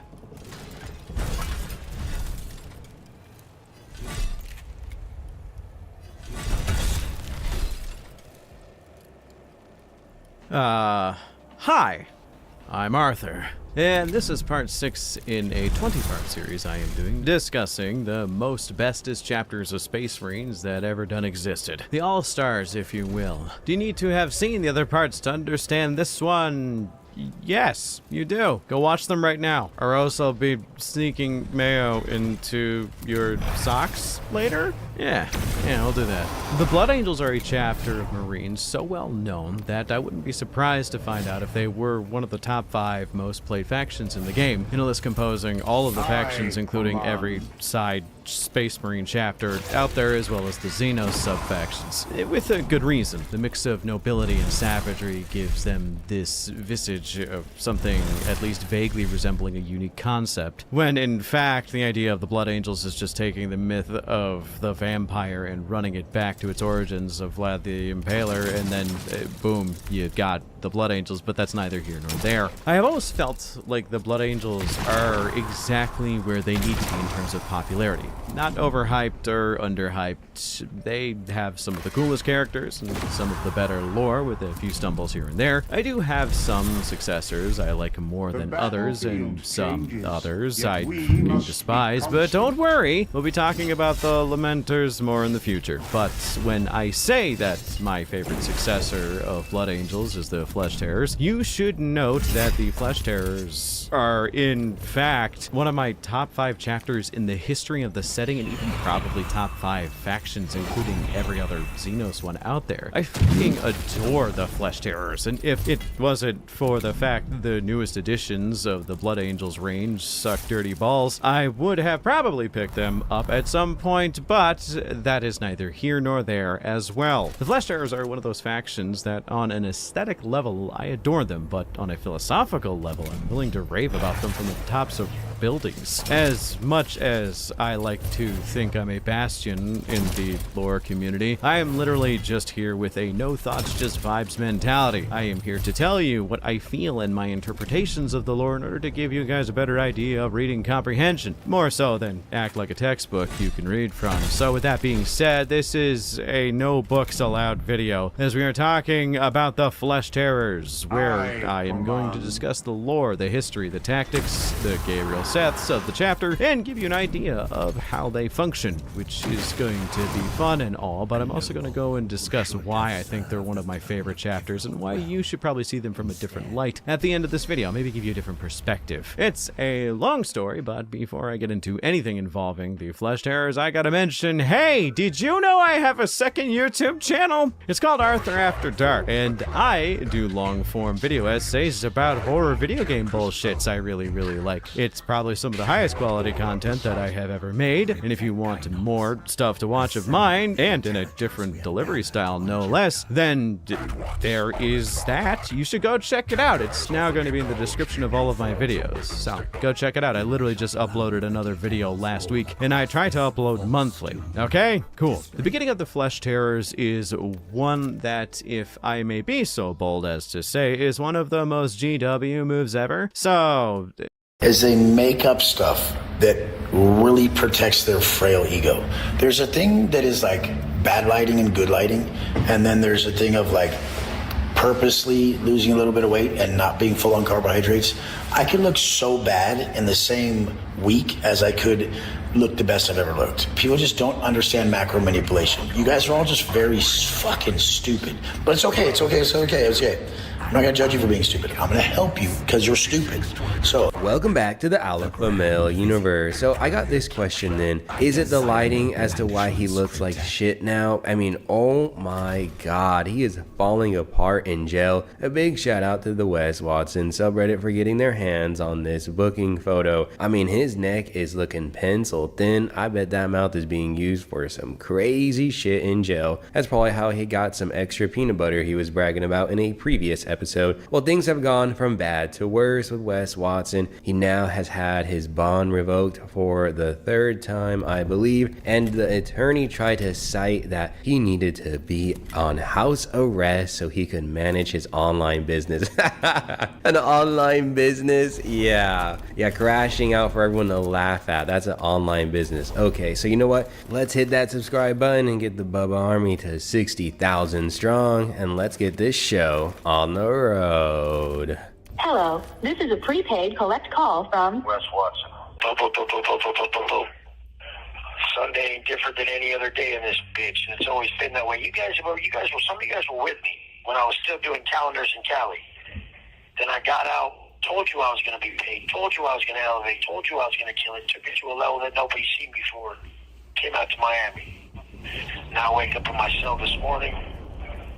Fuck, I want to just go work out. I just want to go walk this little basketball court. We have a half basketball court that we call a yard. A couple slats cut in the wall that the sun comes in, so you get a little bit of sun on your face. But the birds are chirping. It's nice and warm. I realize I love Florida. I love Miami.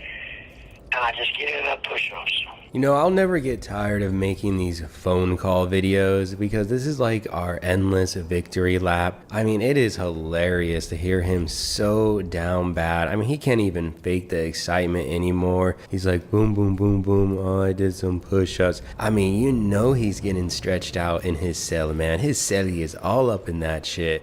And I just get in up push-ups. As much pain, as much what-ifs, they cloud my mind. They just slowly start to go away as I elevate, as I push harder and harder, as I work out harder and harder, as I create that man that I need to be more and more, that man I asked to be more and more. All the what ifs, all the pain goes away. What happens is, I asked for this shit. I always wanted to be the baddest motherfucker. Always wanted to be the baddest motherfucker. And what you're gonna get if you want to be the baddest motherfucker, you're gonna get a chance to prove that you are. And that's what my 10-year bid was. That's what me doing my stretch in Cali was. I'm done with this shit. I'm done with doing prison time. I'm not glorifying it. I'm not glorifying jail time. I'm telling you guys there's a better way. I'm telling you guys you can just crush it and build yourself and elevate in a way that can help everybody around you. This helps nobody around you. It just takes away from people. So I'm telling you guys, no matter what you're going through, no matter what's going on in your life, you run to that workout, run to what builds you, don't run to what breaks you down. We all run to what breaks us down. You see me do it. I find it funny that this guy continues to LARP as he is like some Scarface level character. I mean, I don't understand how putting your hands on a lady makes you a badass. I really don't understand that. To Wes Watson, he's the biggest badass on the planet because he beat up a lady who had fake death thoughts and couldn't defend herself. That is just wild to me, right? But he'll go on and on about, oh, you need to build yourself. You need to stay out of jail. Oh, wait, you're gonna be in there a long time. Ya lame. Different. When you see a man walk in the fucking room and he's different than everybody else, you feel that he's different than everyone else, that he's done more than other people, that he has that energy. That aura is built through hard times. That aura is built through struggle. That aura is built when you didn't want to get up again. That aura is built when you thought you'd die on that floor. When you thought you would never get the fuck out. I never thought I'd get out. I still don't believe I'll ever get out, ever. Because this life entrapped me. This life pulled me in. GP Penitentiary Life with Wes Watson. I'm filming a video right now. That's all good. I love how he's just like flexing his YouTube channel to some random lame in jail. Well, you heard it right. He doesn't believe that he's gonna get out. And you know, he also wants to play the victim. He always puts out this message to be a man's man, right? Well, he constantly cannot take responsibility for his own actions. He believes that it's like a huge trap as to why he is there. He is there because of his own actions, which is why I don't feel any type of remorse for anyone who spends time in prison. You do the crime, you gotta do the time. That's all good. So, now the homie right here, what's your name again? What's your name again? Trainwreck? Homie right here, Trainwreck. What's your Instagram? I am _Trainwreck. Trainwreck, a big ass motherfucker. He's in here doing his time too. You gotta give a shout out, Trainwreck. Go give him a follow. Go hit him up, you know what's up. But we're on the phone right now, and I'm shooting this video. He just asked me what my YouTube was, because people want fucking hope. He's working with them dump cars. He likes the whips like that. Here's what it is, so, well, I mean, everybody wants hope. I give hope to a lot of people, and I continually will. I don't give a fuck where my life goes. I don't give a fuck where it goes. I'll always give you guys hope, because I know exactly how to do this shit. I know exactly how to rise above all that shit that drags you down and makes you feel like life's hopeless and it's not worth it and it's never going to make it and it ain't for you. I know how to build yourself above that, and I love you guys. I'm always going to be here for you. It's a different type of message. It's on a Sunday, but I go through different states, you know. I'm a different type of motherfucker. I love you guys. Let's go. Alright, so now we got a prisoner by the name of Trainwreck with Wes Watson. I can't even remember what the last one was, but bro is basically assembling like some knockoff jail Avengers. This shit is just wild to me. He wants to also say that he's like a beacon of hope for people. How are you a beacon of hope for people? All this dude did was scream on Instagram. We all laughed at him, and then some weak ass dude, some weak ass lames who were in their feelings genuinely about Wes Watson would for some reason sign up for their program in an attempt to prove something to him. That's basically the entire dynamic that went down the last couple of years. That is just wild to me. But guess what? He started crying again about some dude doing 20 years or whatever, crying nonstop about it. And I guess he ran out of budget for the videos because it's just a photo. So yeah, let's check that one out. Hello, this is a prepaid collect call from Wes Watson, from Broward, Maine, to Conti, to TGK, to Dade, the county, to Metro West. I've come all this way for one book. Everything happened for this one culminative event.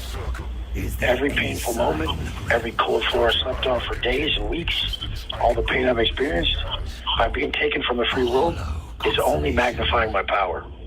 No matter how long this takes, I know what I was meant to come back for. I was meant to come back to find my alignment.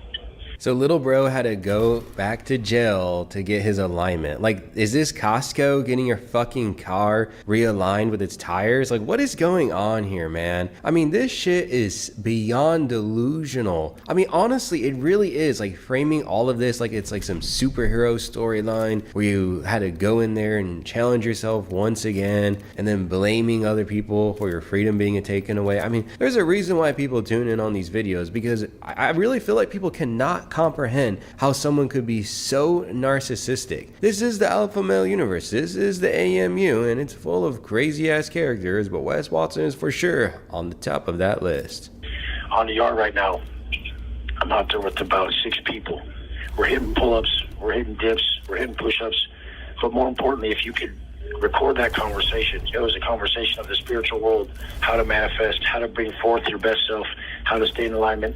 More importantly, just how to operate in this tangible environment, the tangible world, at the highest level, which I've done.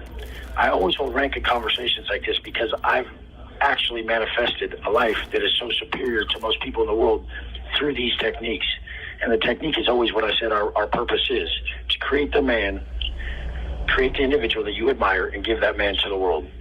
So as people have weaknesses, other people have a way out because of the weakness that's present in front of their face. I'm on the yard with about 6 people that are looking at a lot of time. I mean, one of the guys is murder charge. Everybody right now is going to court and back. It's very stressful to go to court and back, face trial, and to be transported as an inmate, as a prisoner, to court while you're fighting your case is one of the hardest things you could possibly do in the history of the world. There's nothing harder other than probably losing a child or family members. Did I hear that right? Did he say he has manifested a life that is superior than pretty much everyone? In what way? Generally, in what way? Did he manifest having a micro? I mean, come on, dude. What is superior about your life? I'm making a video laughing my ass off at this guy while he's eating some slop in the county jail. Explain to me how that is a superior life. And then he wants to frame being in prison as the second hardest thing that anyone could ever do if you were born in reality, right? I mean, I'll let you comment down below as to what you think about that, but my God, what a bunch of bullshit. A child or family members. It's insanity. So going to county, the Dade County, the actual county where I go to court, is a dungeon. People are housed at the bottom of this dungeon where motherfuckers stabbed all day long. As I was in court the other day, a young man was next to me. He was 24. He had a VOP, which is violation of probation, for a gun charge, for a felon with a firearm, which is a 10-year mandatory. A felon with a firearm, a 10-year mandatory on VOP. So he said he's getting 10 years. As the judge reads those charges, he says, what are these new charges? Battery while in custody. While in custody, he stabbed 3 motherfuckers, like just booked the shit out of them. And the judge is reading off the video he's watching. The judge then says, I'm going to give you 60, 70, 80 years for this. You're lucky you pled guilty to all these. Gave him 20 years on the spot. I watched his wife, I watched his daughter, I watched his mom just fucking die. It reminded me of when I got my time. It hurt me. It hurt my soul to see this. Of course he had to make it about himself. I mean, if you're forced to stab another person in prison and you got time for it, well, that definitely does suck, and that's pretty much my opinion on that. But then to talk about how the family is being traumatized and immediately compare it to yourself, it's just narcissism alert. Well, to see this, we have to be better. I know exactly why I came back. I got this. I'm going to teach you guys every day the rest of my life exactly what to be, what to do. Don't ask for the book. I am the book. I'm the one who's going to deliver it to you. And I'm going to do it in my own way over time. I love you guys. I'm going to put some other motherfuckers that are like locked up with me right here on this channel the next few days because you got to meet them. They're heavy hitters. I love you guys. Let's go. You guys, to add to this video, everybody is feeling what they're supposed to do. They feel the correctness. They use these words like manifestation. I've told you your conscience is the authentic voice of God. Alright, whatever the fuck that was at the end, well, you heard it first from him that he said he's not going to stop making these videos. So if you tune in, you enjoy these jail videos, these phone videos, I don't even know what we're going to call them, these hooping videos, right? Then, I mean, endless supply, right? And are we going to get some weird branch off here in the AMU where we have like Avenger jail characters that he's going to be hosting now on his GP Penitentiary Life channel? I mean, this shit just doesn't stop. I really thought it was going to be over when he got arrested and he got booked, but I mean, honestly, he has surprised me with this crazy shit. So if you enjoyed the video, then please be sure to smash that like button, hit the subscribe button, and I'll see you on the Discord later.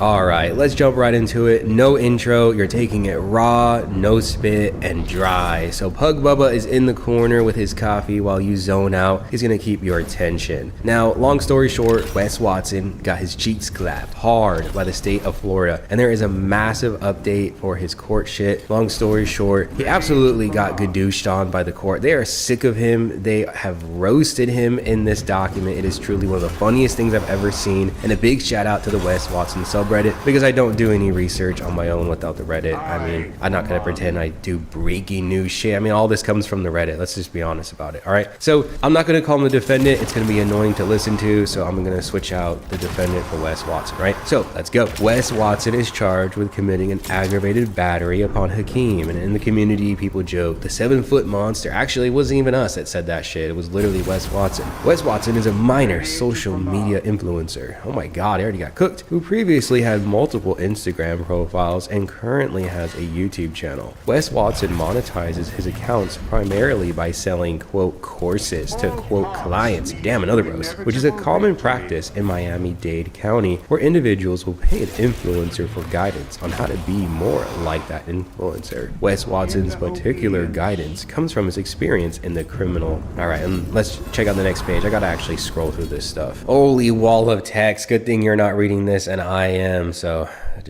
God, my mouth is already getting dry just looking at this shit. So, Wes Watson would openly talk about his experiences in prison following his convictions in California for violent crimes. This gained him a following as an alpha male persona.